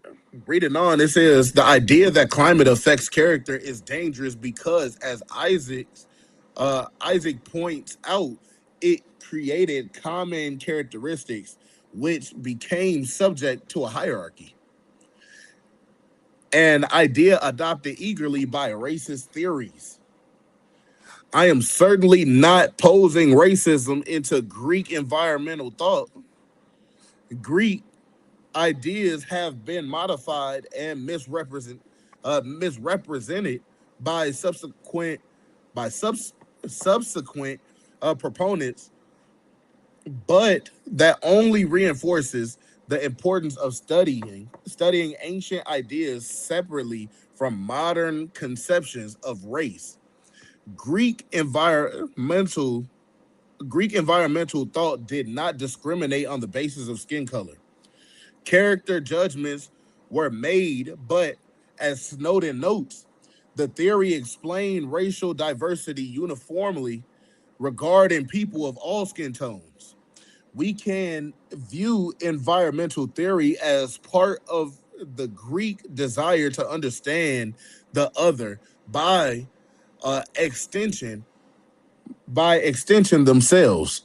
The theory was admittedly self-serving, granting the Greek superior characteristics, and it did enforce a hierarchy. However, judgments were not made because of skin color, were not limited to black people, and did not serve anything like the systemic racism present in modern society. The theory recognized both the positive and negative qualities of people with reference to their climate. Stop right there. Okay. Stop right there. I'm gonna go ahead and because it's getting late. Um Somebody I'm gonna have the brother put this somewhere so you guys can read it for yourselves, but for the sake of time, because I thought I was going to do this class on a Shabbat, on a Saturday where we had a whole lot of time. I don't want to do it all here. That's a pretty long article, but it's very informative. And oh my God, it just brings the point that we're bringing, that neither Jew nor Greek does not mean what you think it means. You understand? It's dealing with that we've already broke down through the scriptures, those Hellenistic Jews, you know, that it talks about, and those barbarians as well. Those were our people too. And you're gonna find out the Spartans are our people as well. You understand? Like, yo, we got a lot of stuff going on here. But I'm gonna keep it going. I do have put up that one video, Abner, of the ancient coins that were found in their ancient Greek coins, and you're gonna see the Hellenes on these coins. All praises to the Most High, man. You know, I'm having so much fun with this subject, bro. I want to say something real quick in regards to that article, right? In regards to the article, it'll sound like she's saying that there wasn't certain plights that our people went through inside of Greek society. That's not what she's saying. She's actually saying that it's deeper than skin color, and which is what we teach. This is a bloodline thing, and our people have been our peoples have been they've been targeted since the beginning. Since the beginning of our conception, we were fighting in the womb, and that spirit transpired all the way down the line, even into Greek and Roman culture, and even until now. So we talk about skin color, right? We talk about skin color, but is not about skin color. It's talking about a feud between two nations. That's what it's really going into, for the most part. I really hope she puts two and two together at the end, because that's a good article. The article is fascinating.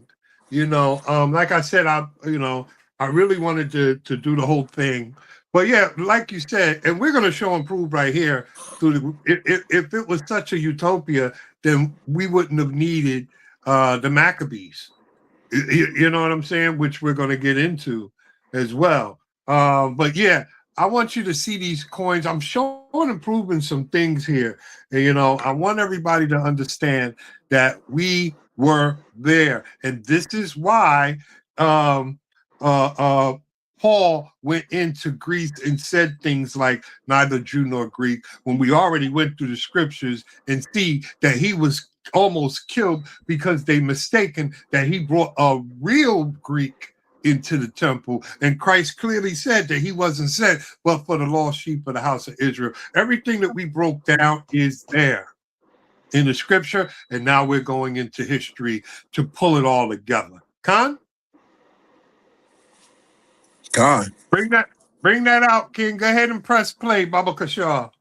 Look at these coins. At first, it kind of throws people, you know what I mean? Because they automatically think it's about me. being miseducated, but miseducation is actually, it's like a metaphor for actually being re-educated, unlearning some bad things, you know what I mean, some things that I may have perceived to be the truth, you know what I mean, that actually weren't. The miseducation of Lauryn Hill is, you know, at first it kind of throws people, you know what I mean, because they automatically think it's about me being miseducated, but miseducation is actually, it's like a metaphor for actually being re-educated, unlearning some bad things, you know what I mean, some things that I may have perceived to be the truth, you know what I mean, that actually weren't. The miseducation of Lauryn Hill is, I wanted to hear her again, because what she's saying is what we're doing. You understand? We're you know, I love what she said there. She's unlearning bad things and learning that she thought was true. Like we thought neither Jew nor Greek meant that those were those Greeks that from Troy that what's his name? Brad Pitt played and all of that. We thought that, but now we're learning something different. That's why I love what she said. You know what I mean? That's why I let it go again. Because she's saying miseducation means that she's relearning and putting out things that she thought was true and learning actual truth. That's right. All praises to the Most High, man. Let's get back into these scriptures, man. We got more to talk about, baby. We got more. You know what I'm saying? Let's get the book of Acts. We can't go without dealing with Acts chapter 2. I mean, we know there's several things that it is dealing with there, but we're going into on, you know, the day of Pentecost, that the men came from everywhere. And those weren't men from everywhere. Those were Jews out of all nations. Right. All praises to the Most High, man. Let's get it, baby. This the book of Acts chapter 2. Started 5. This the started book of 5 Acts from chapter 5 2. to 11, Baba Kashaw. This is the book of Acts chapter 2 and verse number 5. And there were dwelling at Jerusalem Jews, devout men out of every nation under heaven. Now when this was noised abroad, the multitude came together and were confounded, because that every man heard them speaking in his own language. No. No. Every man heard them speaking in his own language. That's what speaking in tongues is. Every man that didn't speak, like I don't speak French, you know, if there was a French guy there and I'm speaking French, but I'm speaking his tongue. Spanish, I'm speaking his tongue. German, I'm speaking his tongue. Asian, whatever, wherever we were, that's what that meant. I had to throw that in because it was there, but that's not why I brought this verse out. But go ahead. And they were all amazed and marveled, saying one to another, Behold, are not all these which speak Galileans? And now don't all of them speak Galileans? Go ahead. And how hear we every man in our own tongue, wherein we were born? How are we hearing everybody in our own tongue? Go ahead. Parthians and Medes and Elamites, and the dwellers in Mesopotamia and Judea and Cappadocia and Pontus and Asia. So this is where all of these Jews were. Okay, and they were hearing, these Jews came out of all of these places, and they were hearing them speak that language from that place. Go ahead. And Pamphylia and Egypt, and in the parts of Libya about Cyrene, strangers of Rome, Jews and proselytes. You see that? So that this is where we were. And they were all coming back. They came back to do the feast. But this is Jews out of every nation. So I'm proving that we were there. We were all over. So when it says neither Jew nor Greek, it's not meaning that. It means that there were certain Jews that were there. And we proved that with Paul. Paul said, I never did what you think I did, what the Christian church says I did, what they make this verse seem like. I never did it. I'd rather die first if I would do something like that. You know what I mean? Come on. Khan, Crete and Arabians, we do hear them speak in our tongues the wonderful works of God. The wonderful And they works were, of Yahweh Shem Yahushai. that's crazy. Now let's go to Acts 18 from 1 through 8. We're just showing that we're everywhere, and that we're dispersed. This is the dispersed that they're talking about. This was Paul's ministry. Okay, read on. Got it. This the book of Acts chapter 18 and verse number 1. After these things, Paul departed from Athens and came to Corinth and found a Okay, certain now Jew, he went to Corinth. Okay, he just left Athens, Greece, Shalakia. Now he's going to Corinth. Come on. and found a certain Jew named Aquila, born in Pontus, lately come from Italy with his wife Priscilla, because And that he was up in Italy. Khan, These are Jews. We're everywhere. Come on. right. Because that Clandius had commanded all Jews to depart from Rome and came unto them. So we were in Rome. So we had, come on. And because he was of the same craft, he Mhm. abode with them and wrought, for by their occupation they were tent makers. Come on. And he reasoned in the synagogue every Sabbath and persuaded the Jews and the Greeks. The Jews and the Greeks. Now, let's stop right there in case nobody got the memo. Paul got accused of bringing a natural Greek into the temple and they damn near killed him. God. So we know that this is not what they're saying here, because the whole place would have been in an uproar and would have dealt with them if they were talking about natural Greeks. Come on. God. And just on the record, in verse number 2, verse number 2 is talking about a mass deportation. That's what that's going into. He commanded all the Jews to depart from Rome. That's a mass. Yeah. They kind of called ICE, man. Right? They kind of called ICE on the Jews. They called ICE on us, just like they did today. ICE. Yeah. God. See that? Reading it on, it says, and he reasoned in the synagogue every Sabbath and persuaded the Jews and the Greeks.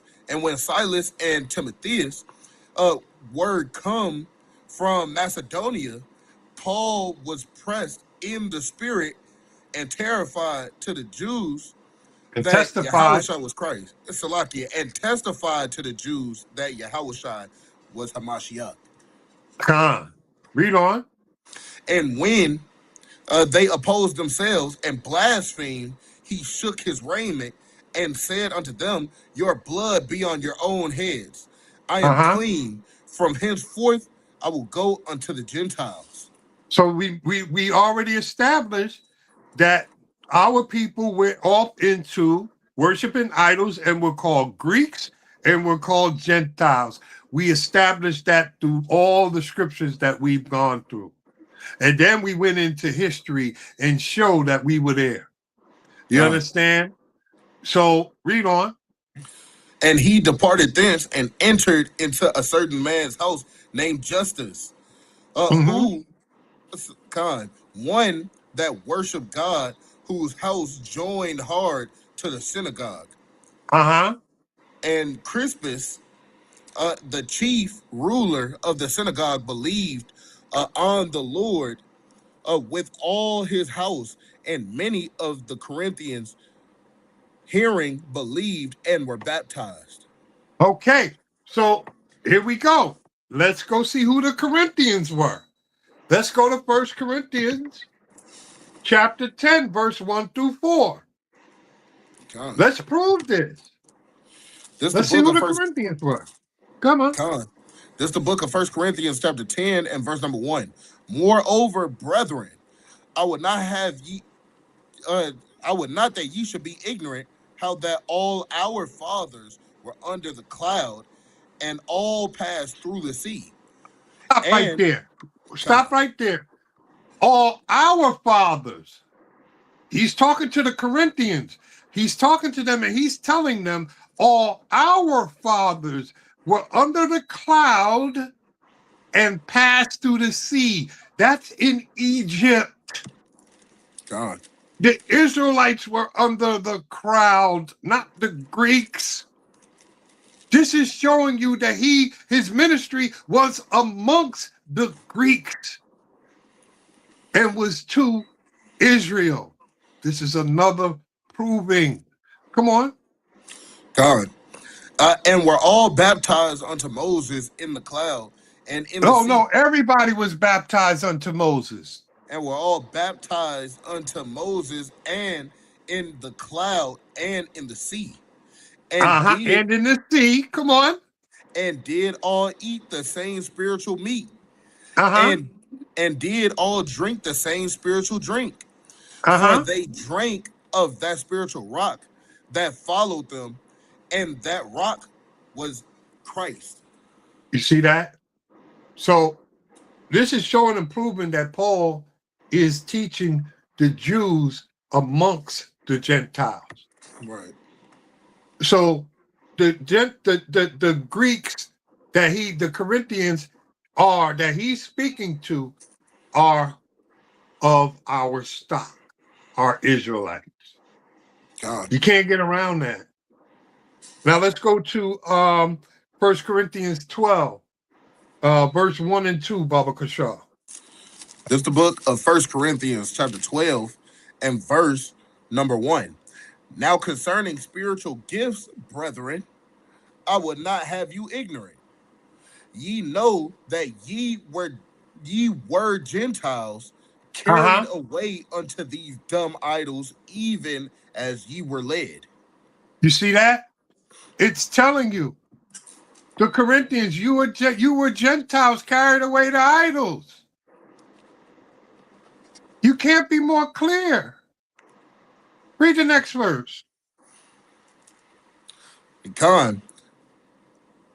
Wherefore I give you to understand that no man speaking by the Spirit of God calleth Yahawah accursed, and that no man can say that Yahawah is Lord but by the Holy Ghost. God. So he's teaching the Corinthians who were once Gentiles.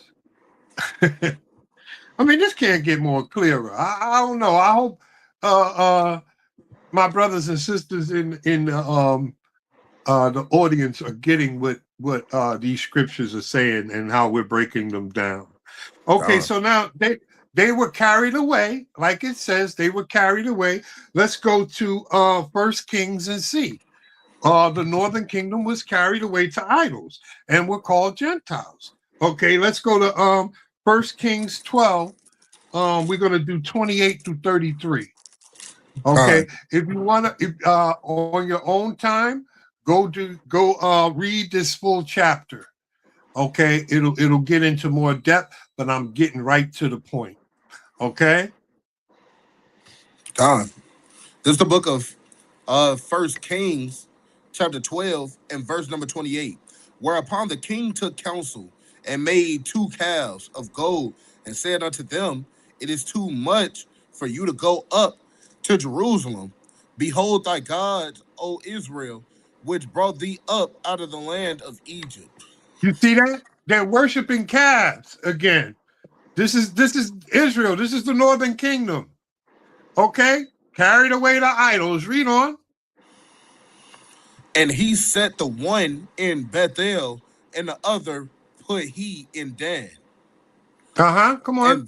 And this thing became a sin. For the people went to worship before one, even unto Dan. And he made a house of high places, and made priests of the lowest of the people, which were not of the sons of Levi. You see that? And they made their own priests. You know what I'm saying? They made their own priests, their own temple, these calves. They went against all the laws. Come on. God, reading on. It says, and Jeroboam ordained a feast in the 8th month on the 15th day of the month, like You see unto that? the God. This is wicked as hell. They made their own feast for these idols. Come on. God. And Jeroboam ordained a feast in the 8th month on the 15th day of the month, like unto the feast that is in Judah, and he offered upon the altar. So did he in Bethel, sacrificing unto the calves that he had made, and he placed in Bethel the priests of the high places which he had made.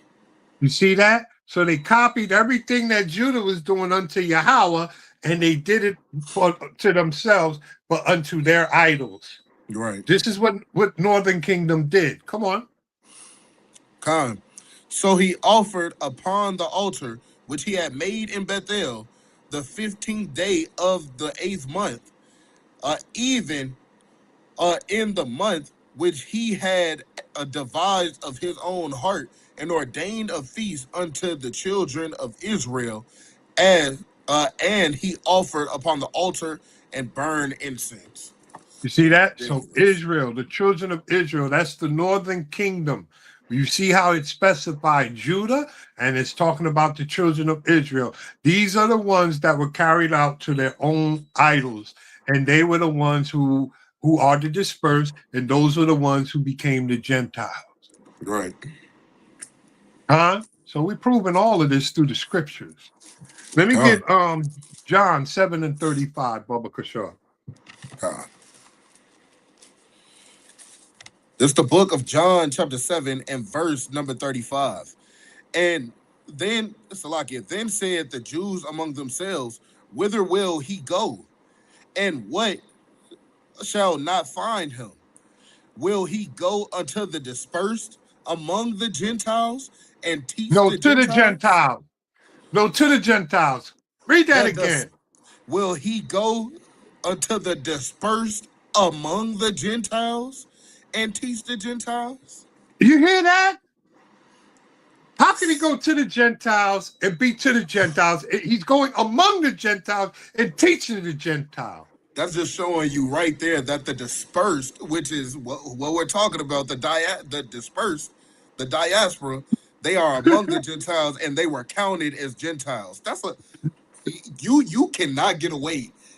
Like, you kind of lassoed them up, man. They probably tried to run to the next Galatian precept, but you kind of lassoed them and stuck them right here, man. You can't do nothing. This is a cut. You can't get around that. You can't get around that. Golly. He's going after the dispersed, the Jews. So that's letting you know that the Jews were calling the Northern Kingdom Gentiles. You're going to go amongst the Gentiles to get to teach the Gentiles. That doesn't make sense. It makes sense how we just broke it down, that those were Gentiles. It makes sense that the Corinthians were Gentiles. It makes sense that the Jews were out of all nations. It makes sense, all of that. That one verse has been misrepresented for how many years? Look at that. God, it's right there. It's right there in your face. You see that? Read that one more time, brother. I got to hear that one more time, please. For those in the back, hear this, y'all in the back. Come on. This is the book of John, chapter 7, and verse number 35. Then said the Jews among themselves, whither will he go? And that what, Salakia, whither will he go that we shall not find him? Will he go unto the dispersed among the Gentiles and teach the Gentiles? How can you be among the Gentiles and teach the Gentiles? That's a distinction. All praises to Yahawah Shem Yahushua. You understand? When you read this word, You understand? And you have the understanding because you went through the milk and you know the history. Things like this can't get by you. That's why we broke it down tonight, baby. We just shattered it right there. God. Shattered.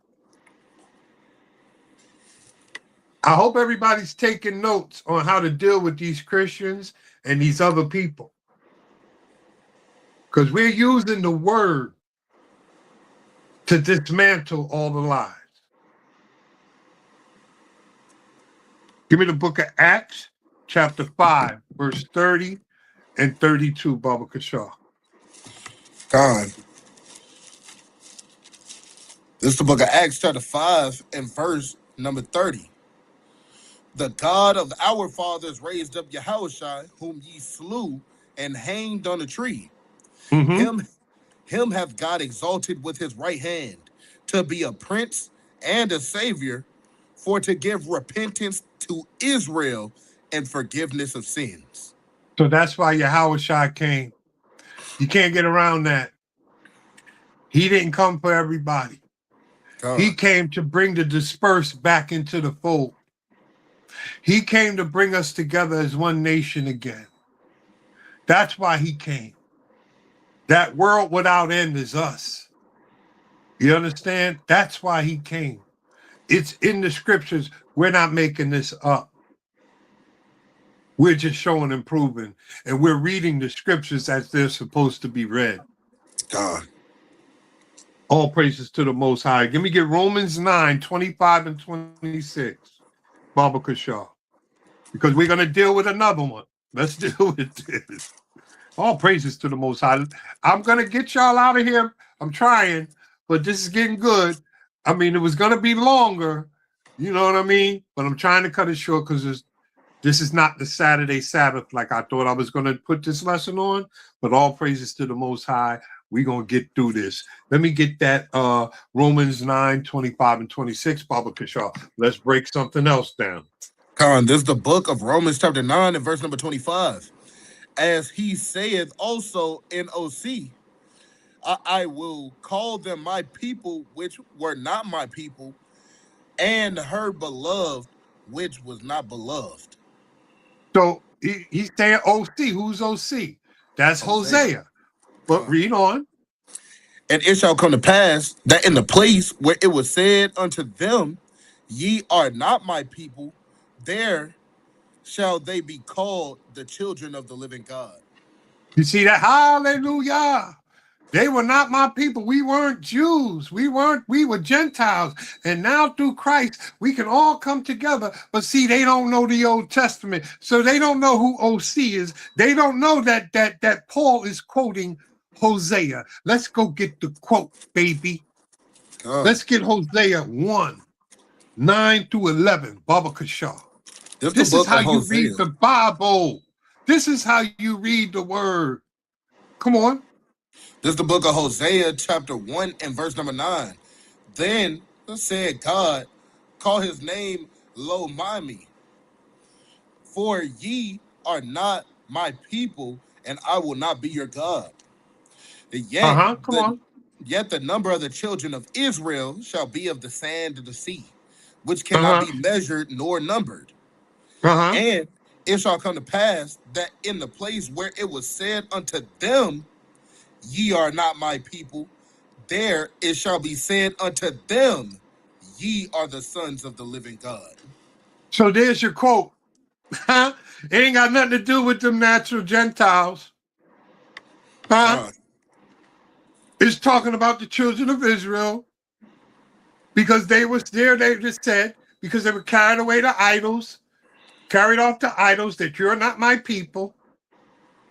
But I'm going to bring you back into the fold because Yahushua died for you, for the remission of your sins, to bring you back into the fold. And there you're going to be called my people again. It's that simple. Read the 11th verse. Then shall the children of Judah and the children of Israel be gathered together and appoint themselves one head, and they shall come up out of the land, for great shall be the day of Jezreel. You see that? Then we're going to come together and we're going to have one head. Who's that head? Yahawah Shah. Ah! Con. Woo! These scriptures are on fire. Con. I love this book, baby. Con. Let's go to the Maccabees, man, because we're going to show and prove that, hey, there were certain things that happened while we were there. It wasn't all hunky-dory. Okay, give me the book of First Maccabees, chapter 1, 48 to 50. Baba Kashar. This the book of First Maccabees, chapter 1, and verse number 48. That they should also leave their children uncircumcised and make their souls abominable with all manner of uncleanness and profanation. Profanity. To the end. Profanation, yeah, Shalaka. Go ahead, I'm bugging. Go ahead. God, to the end they might forget the law and change all the ordinances. So this is what they wanted. They wanted to take us away from the laws and stuff. Come on. And whosoever would not do according to the commandment of the king, he said he should die. So this is why you had those Greek-speaking Jews over there, those Greek-speaking, they were not following the law, statutes, and commandments no more. This is why Christ knocked Paul off the horse to go over there to the dispersed and bring his people back to the fold so that we can come together again. It's all like a puzzle. It pieces together, baby. God. Pieces together. And the reason is because the king declared that they couldn't be a Jew, that they couldn't follow the law, statutes, and commandments anymore. So that's why they were living like Greeks. Let's go to Second Maccabees now. Chapter 6, we're going to go from verse 1 to 11. This is the book of Second Maccabees, chapter 6, and verse number 1. Not long after this, the king sent an old man of Athens to compel the Jews to depart from the laws of their fathers and not to live after the laws of God. And to pollute also the temple in Jerusalem and to call it the temple of Jupiter Olympius, and that the garrison of Jupiter, the defender of strangers, as they did desire that dwelt in the place. So this is under Greek captivity. This is the Hellenistics. Come on. God. In the coming of his mischief, of this mischief was sore and grievous to the people, for the people was filled with riot and reveling by the Gentiles who dallied with harlots and had to do with women within the circuit of the holy places. So they were in there defiling our temple, okay? They were in there with whores, having sex in our temple, okay? Come on. And besides that, brought in things that were not lawful. The altar also was filled with profane things which the law forbiddeth. So they were sacrificing pigs and everything up in the altar. Come on. Neither was it lawful for a man to keep Sabbath days or ancient feasts or to profess himself at all to be a Jew. That's why they became Greeks, because they couldn't be Jews anymore. They couldn't be Israelites anymore. They couldn't do the Sabbath. They couldn't do anything. That's why they became Hellenistic. Come on. Verse 7, and in the day of the king's birth every month, they were brought by bitter constraint to eat of the sacrifices, and when the feast of Bacchus was kept, the Jews were compelled to go in procession to Bacchus carrying ivy. Moreover, there went out a decree to the neighbor cities of the heathen by the suggestion of Ptolemy against the Jews, that they should observe the same fashions and be partakers of their sacrifices. See that? So that's similar to what we're doing here. Okay, we're trying to wake up our people, right? Come away from Christmas. Come away from all of these wicked holidays and everything. Return back to the law, statutes, and commandments. Return back to the Sabbath days. Leave Sunday alone. Return back to our feast days that the Most High gave us. We forgot who we are. This is the same thing that's going on here. Come on. Reading on, and whoso would not conform themselves to the manners of the Gentiles should be put to death. You see that? They were put to death for denying their heritage. Come on.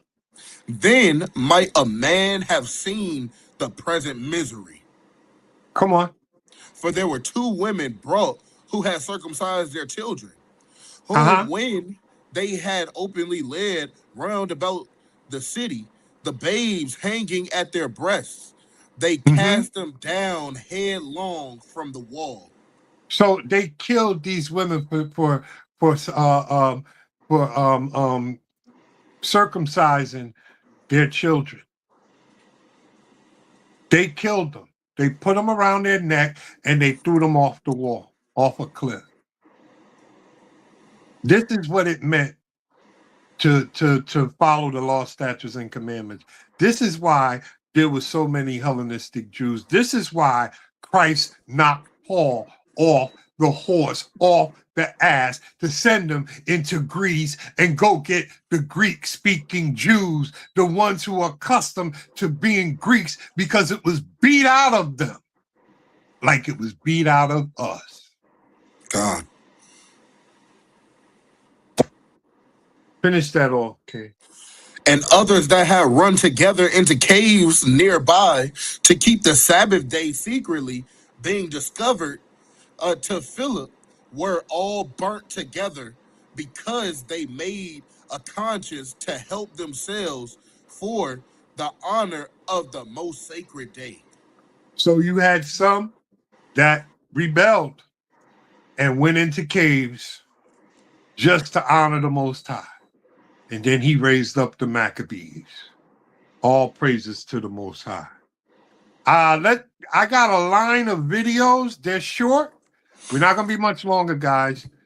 Abner, I got a line of videos, about 4 or 5. They're like 30-second videos.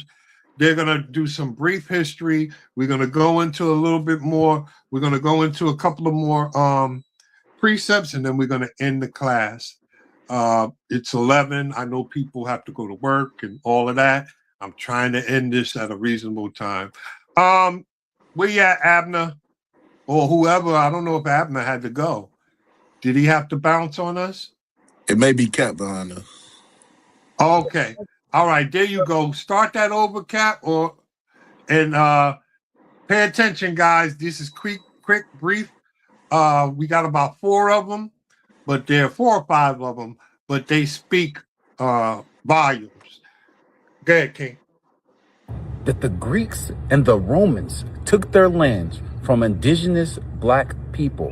What you are looking at is Europe's first indigenous population. And I quote, "The Etruscans were the creators of Italy's first great advanced civilization, flourishing in the region of Etruria, modern-day Tuscany, western Umbria, and northern Lazio from around the 8th to 3rd century BCE.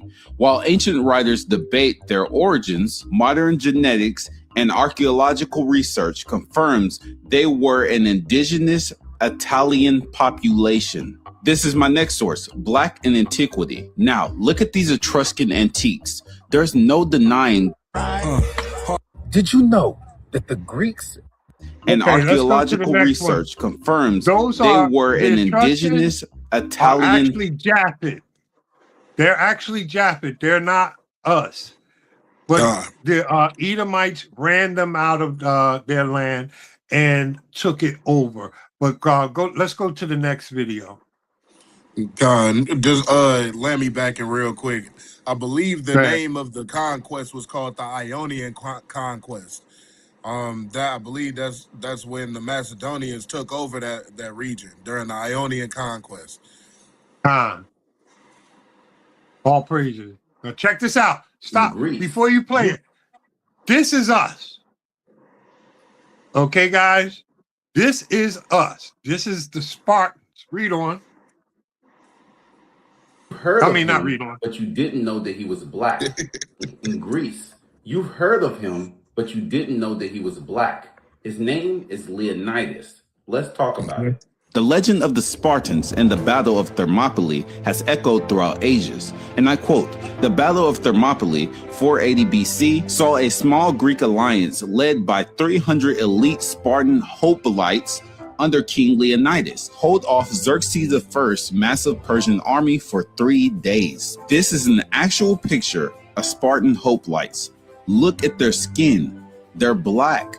This is not a tan, and I'm going to show you. This is another picture. Look at his skin. This is not a tan. He is black complected. And hoplite is an elite Spartan warrior. It's like a soldier. We just seen what color the hoplites were. Now let's look at a bust of King Leonidas. This is a 500 BC bust of Leonidas. Now let's see what history says about him. And I quote, "Yes, King Leonidas was a trained hoplite. You remember those black soldiers we seen? Yeah, he was one of them. This is my first source, Frank Miller's 300.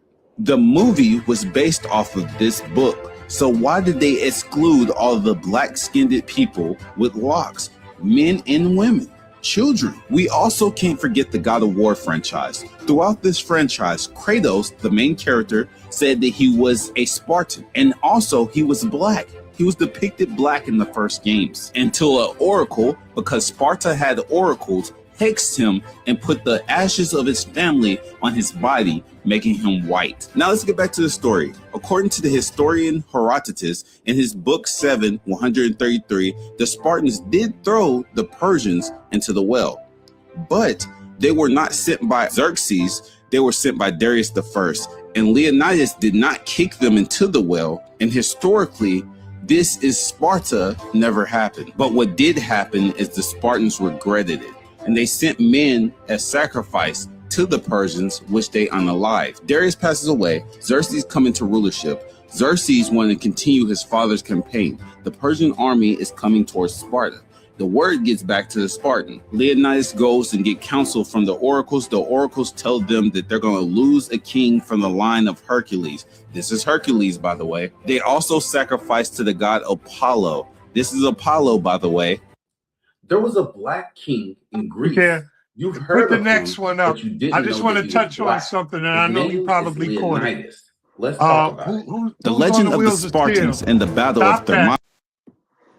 Thank you. Get the next one set up. Now you see how the God of War game turned him from black to white, and it was a curse.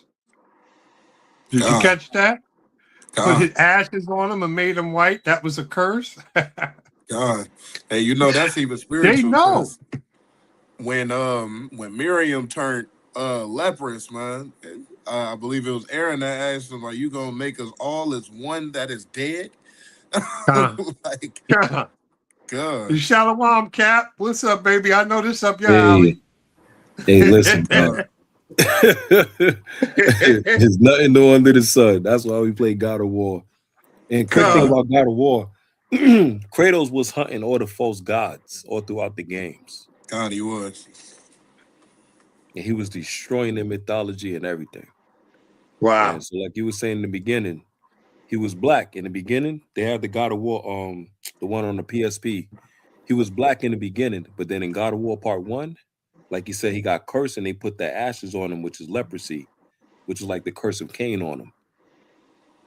But like you saying, he was a black man the whole time, and he was hunting the fake gods like Zeus and all of that here and there, so on and so forth and everything.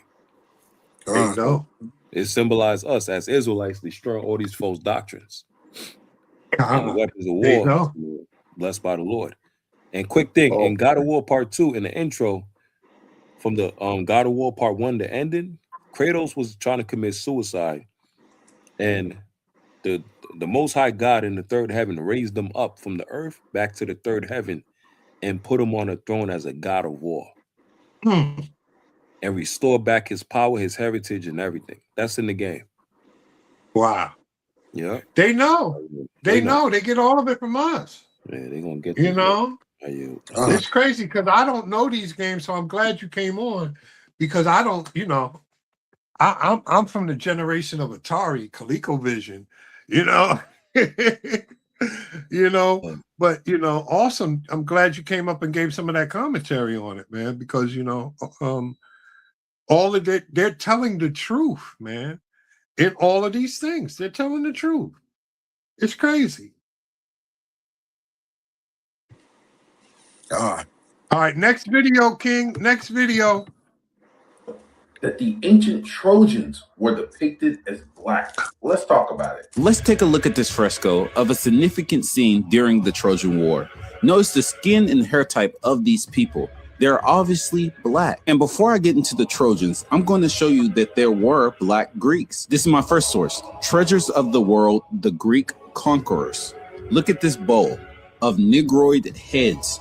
This is found in Thrace, where Spartacus is from. Now take a look at this statue of this black man, which was made in the 100s BC.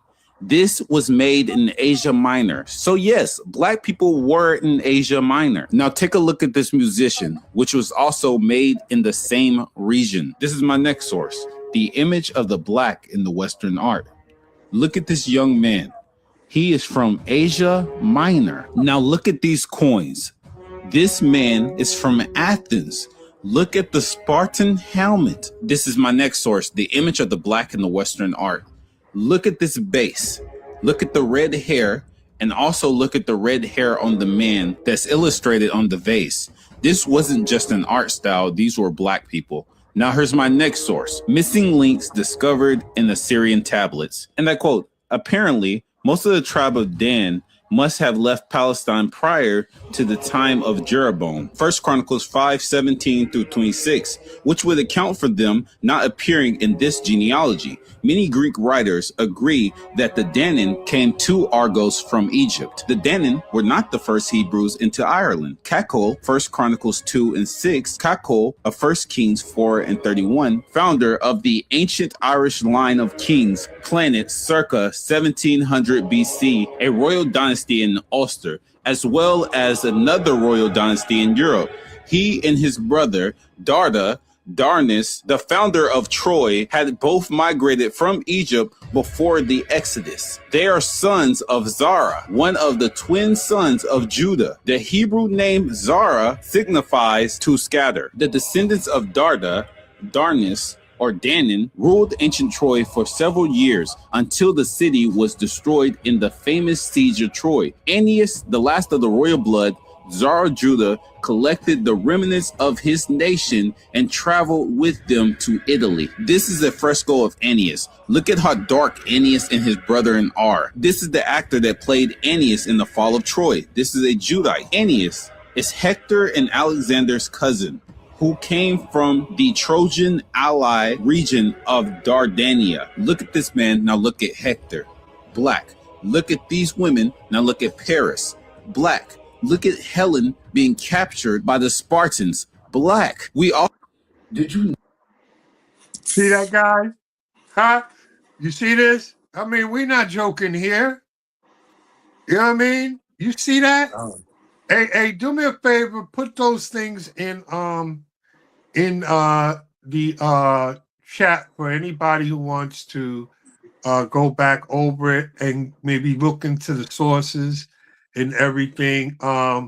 This is history, guys. Neither Jew nor Greeks. Talking about us. You see all those Judites and Danites and everything. Those are us. God. Do I have any more videos down there, King? Let's talk about it. The Spartans were undeniably No, we black. did that This one, I image No, go ahead, run that again. I think this is a little bit depicts different. a scene of ancient Greek hoplites. Take a good look at their skin complexion. These were not Caucasian, but were these brown complected people Spartans? And I quote, Yes, Spartan warriors were a specialized professional type of hoplite. Look at this statue, which was discovered in 500 BC. The characteristics of this man is obviously negroid. Observe the hair texture. These are obviously locks, and I'm going to show you that they're actually locks. This is my next source. V. This is a depiction of Apollo. Look at how they made his hair. These are locks.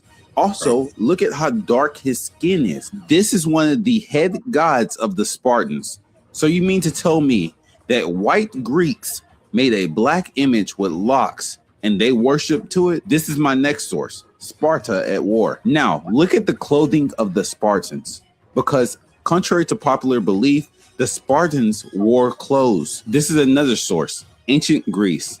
Look at this Spartan. He actually got to keep his nose. It is round and negroid. The Spartans were black people who came and lived amongst Etruscans and Minoans, other black and brown people. Your Greek customs are not actually Greek. They're Etruscan or Javanese. Your Roman customs are not actually Roman. They are Kittim and Minoan. The Caucasians that you see today in Europe are not the original inhabitants. They took Europe from the Etruscans when the Latins conquered them. They took Europe from the Macedonians. They took Europe from the Minoans. This is my next source, the image of the black in the Western art. Look at this image of a black man and a Minoan man. We were in Europe before the Latins even thought about conquering Europe. Now look at this man. This is a biracial man. Remember, Spartacus was a Thracian. He was also a black admixture. This is my last source, Modern Times and the Living Past. And I quote, the mythical founder of Sparta was Lacedaemon, whose wife's name was Sparta. The town was known by both names. Why is this important? Because the V on the shield is actually an L. And the reason why this is so important is because in the Bible, Jonathan, one of the leaders of the Jews at the time, wrote to the king of Sparta, explaining to him the lineage between the Spartans and the Jews and how they are related. So if the Spartans are black, what does that say about the Jews? You see what?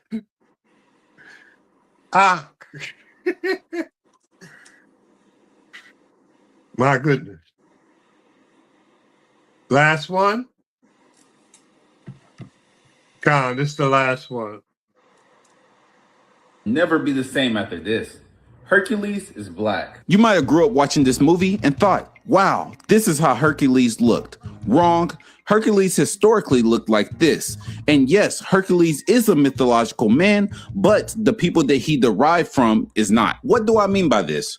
Well, in Herodotus' book 2, he writes that Hercules looked like an ancient Egyptian. And I quote, claims that Hercules was black often stems from interpretations of ancient sources like Diodorus Siculus, Herodotus, and others, referencing his ancestry tracing back to Andromeda, an Ethiopian princess. Look at the bottom. They say that the artists at the time just wanted to practice their creative liberties, and that's why he's black-skinned with an afro. I'm going to show you that that's 100% a lie. This is my next source, Anacalypsis. And I quote, several of the Christian fathers, and along with them, Cecilius, acknowledged the identity of Samson and Hercules, who, they say, was copied by the Gentiles from the Bible. Here's my next source, The Unknown Catacombs.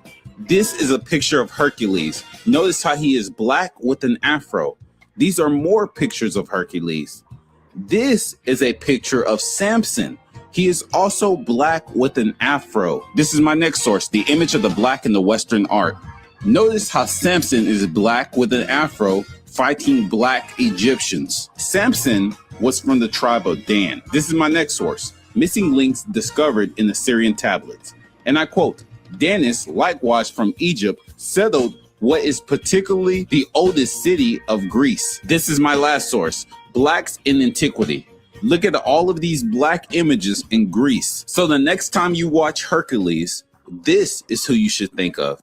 Your childhood would never. All praises. Right. Because Man, there's so much history in that, man. You know, all praises to the Most High. This is an Israelite brother that I follow on Facebook, and he brings out all of this beautiful history. You know what I mean? And he brings out the sources and everything. So this is us proving neither Jew nor Greek. This is history that we don't have. This is history that the white man has taken and whitewashed to make us confused, to make us not understand who we are. Did you hear that? The tribe of Dan, you know what I'm saying? Judah, all of that was all in that. You know what I mean? As Spartans and everything. Are you kidding me? This is what it means. Neither Jew nor Greek, brothers and sisters. This is what it means. Now let's get some more let's get some more scriptures, and then we're gonna close it. Hopefully we'll be out of here in a few more minutes. All praises. Dawada, all praises, brothers and sisters. I'm glad you're enjoying this class. It was very enjoyable, me putting it together and researching. Very enjoyable. All praises to the Most High. Let's get Hebrews 8 and 8. Let's see who the covenants belong to. You know what I mean? Like, let's not be stupid here. Let's see who the covenants belong to. We done proved everything here through the Bible. You know what I mean? It is what it is. We just used history to back up, to back up certain things, but we don't need it. We just did it for learning's sake, because these scriptures are clear. Okay, let's get 8 and 8. Give me 8 through 10.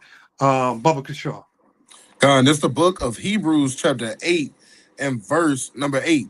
For finding fault with them, he saith, Behold, the days come, saith the Lord, when I will make a new covenant with the house of Israel and with the house of Judah.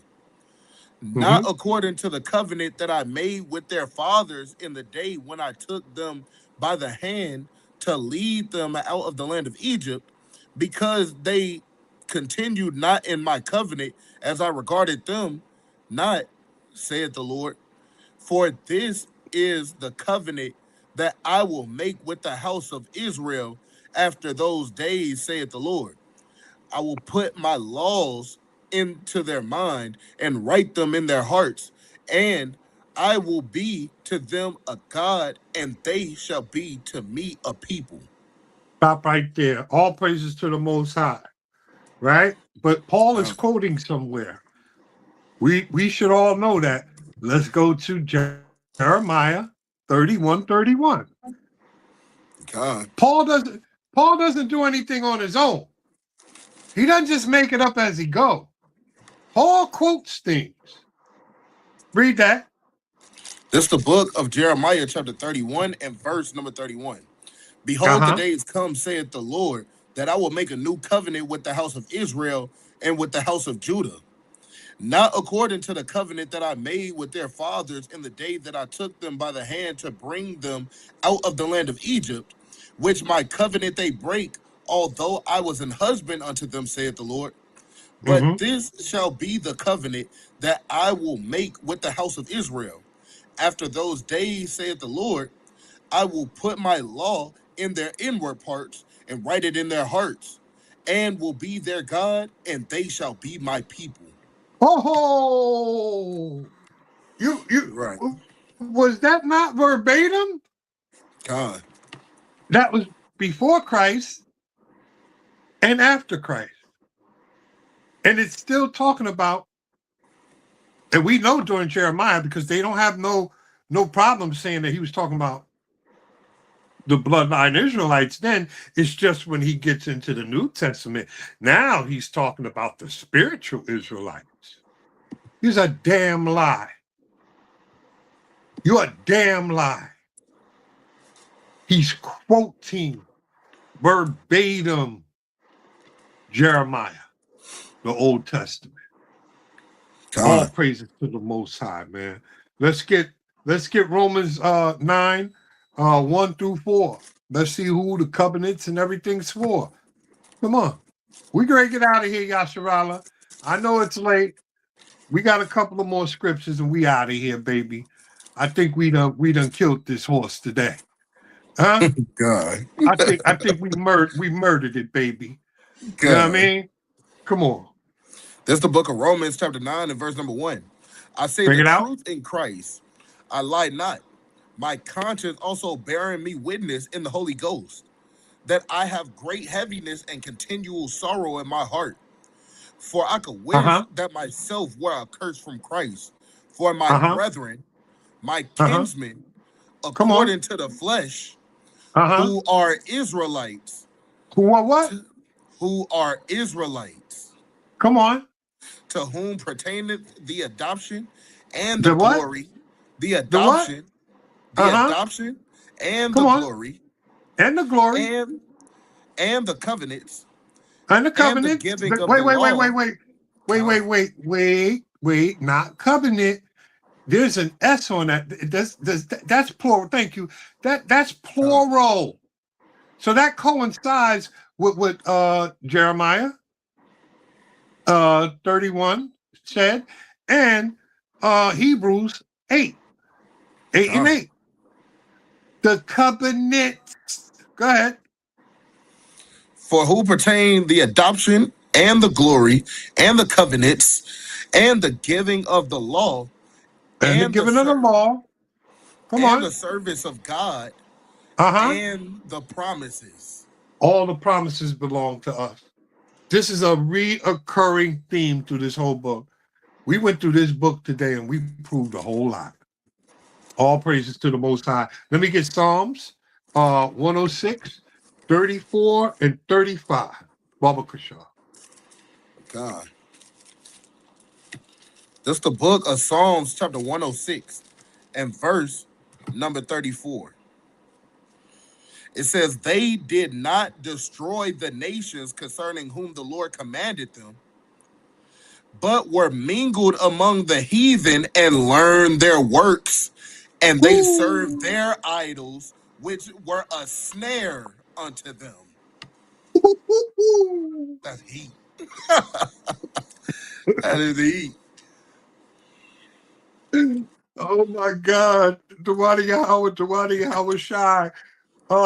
Okay, the last two verses. This one right here is I've seen it crush people. Let's get Hebrews 9 and 15 because there's really no way around this one. You know, there's no way around any of them. But God, this right here is the finisher. You know, well, one of them. All praises to the Most High, man. This the book of God. This the book of Hebrews, chapter 9 and verse number 15. As for this cause, he is the mediator of the New Testament, that by means of death, for the redemption of the transgressions that were under the first testament, hold up. Right. This is saying Yahawah is the mediator of the New Testament to give redemption. He died to give redemption for the transgressions of those under the first testament. Meaning the Old Testament, meaning the law. The Old Testament covenant that they say. The old covenant. So he's the mediator to the new covenant for those who transgress the old covenant. That's not for everybody because everybody did not transgress the Old Testament. The Israelites did though. Right. And so that means that Christ died for, it says it right here, by means of death, he died for the Israelites to come into the New Testament, baby. God. You can yo, what? God. I didn't write this, man. Man, finish that off, King. they which are called might receive the promise of eternal inheritance. You see that, baby? Those under the Old Testament, the Old Covenant, who transgressed the Old Covenant, who he said, because we transgressed the Old Covenant, he was going to make a new covenant with the house of Judah and the house of Israel. Huh?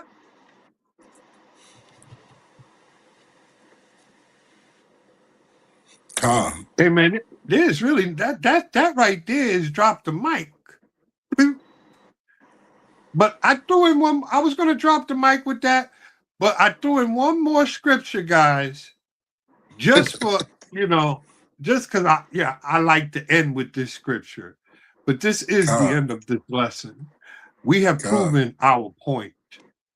We have proven through all of this our point. Go ahead, King. Hey, just one more precept, man. Oh, I was waiting for your precept. You know I didn't ask you for that precept just so you can pull it. Pull it. All right, this is the book of Additions to Esther, right? Chapter 10. I'm gonna start at verse number 9. And my nation is this Israel, which cried unto God and were saved. For the Lord has saved his people, and the Lord had delivered us from all those evils, and God had wrought signs and great wonders which have not been done among the Gentiles. Therefore have he made 2 lots, one for the people of God and the other for all the Gentiles. And these 2 lots came at the hour and the time and the day of judgment before God among all nations. So God remembered his people and justified his inheritance. You can't get away. Can't get away. It's 2 different lots. It's one for us, can't get away. And then destruction for the other nations. That's can't it. Get around. Can't get destruction around. And slavery for them. That's it, baby. John, all praise to the Most High. I will pull this last scripture, the water for that. Okay, let's get Revelation 2 and 10. That's it. Let's get it, baby. This is the book of Revelations chapter 2 and verse number 10. Bring it out. Fear none of those things which thou shalt suffer. Behold, the devil shall cast some of you into prison, that ye may be tried, and ye shall have tribulation 10 days. Be thou faithful unto death, and I will give thee a crown of life. So Israel, be thou faithful unto death, so you can receive your crown. All praises to the Most High. I pray that everybody was edified and understands now how to break down or how to combat the neither Jew nor Greek, because it's all through the scriptures. We just dismantled that lie. We dismantled it through the scriptures and history. All praises to Yahawah Bahashim, Yahweh Shai, Kum Yasharala. The water for reading, King. The water for reading. All praises to the Most High, man. Great reading tonight, man. God. You said you wanted this class. You wanted it. I got you, baby. We you know what I mean? I was happy when they said you were gonna read, because I was like, the water, heaven sent, excellent class. The water, everybody. All praises to the Most High. God, all praises to the Most High. Does Cap want to come on and say anything? Any announcements or anything before we go ahead and pray out? God, I would say after this class, that smoking fire in Canada ain't got nothing on this. All praises to y'all by Shem Yahushua. God, all praises. Canada is burning physically, and this class is cooking them spiritually, boy. God. Praise Yo, the Word of Shimmy Yahawah, the Word of Yahawah. Hashem Yahweh mighty Shai, the teaching, mighty Word. reading. Well, great job again, man. Beautiful, beautiful lesson. Hopefully, brothers and sisters, watch this class again. And watch all the HOI classes, from the teachers and all the studies they do to bring edifications to the people. And like Yahushua told Peter 3 times, feed my sheep. You know what I'm saying? Don't feed no damn pork. Feed my sheep. Clean food, damn it. God. Not like the damn Christians. So God. beautiful class again, man. Before we close out, we have Brother Gabar Nawar, the reader of God, close out with the Lord's Prayer. God. Mighty class again. Quick announcements, everybody. This Saturday we'll have Kadash Alahayim bringing out a lesson for this Sabbath class as well. Those that are in Chicago, we have HOI WFI Unity Camp, 2 days back to back, Friday and Saturday. And beautiful, beautiful lessons, throughout the week. Shawapar lesson got pushed back because, some issues, whatever. So he should be doing his lesson next Tuesday coming up. Praises. We just keep it going, family. We just keep it going. Exhortation, motivation, let's continue to inspire each other, continue to be there for each other mentally, physically, spiritually, also in prayers. And pray for the brothers and sisters that's kind of close by to Canada because of that smoke. That's no joke. You know what I'm saying? I heard that it's horrible up in Detroit. Detroit, how you doing? Detroit, how my brother's doing in Detroit? Man, Brother Zephaniah said that, man, his hallway is filled with smoke, man. That shit. Oh my God. He said he hasn't seen a bird in 2 days. I haven't seen a bird in 2 days. Oh my goodness. What? I'm telling you, man. Stay inside, brother. Stay inside, man. If you can, stay inside. And yeah, man, definitely, King. Try to stay inside if you can, man. Keep that air on, that AC or whatever. You know what I'm saying? Close them windows. Try not to breathe in that stuff, man.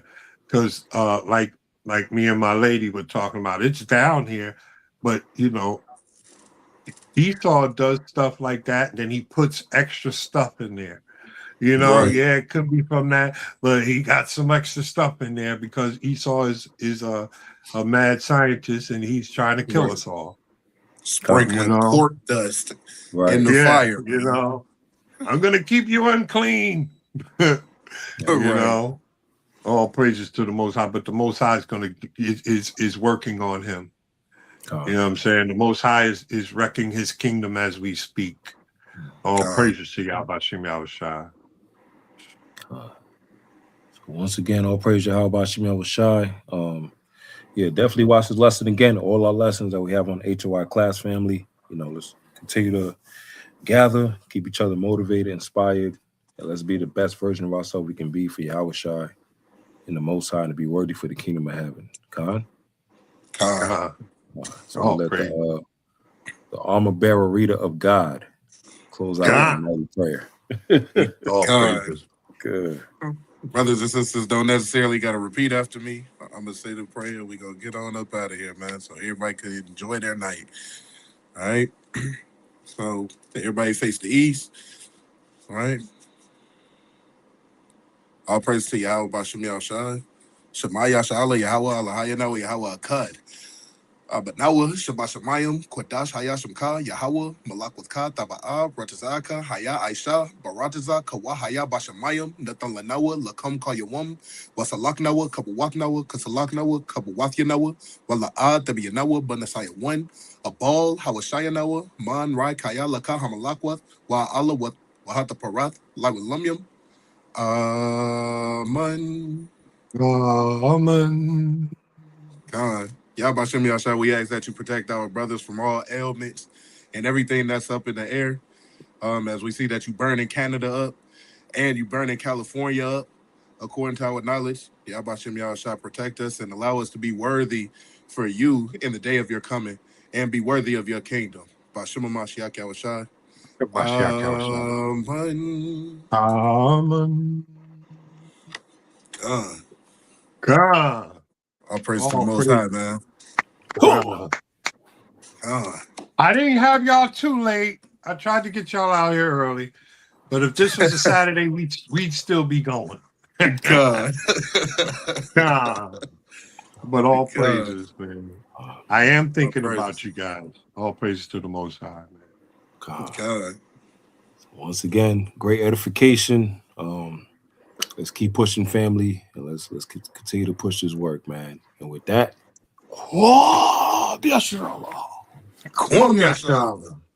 God. Shalom. praises. Shalom. Praises.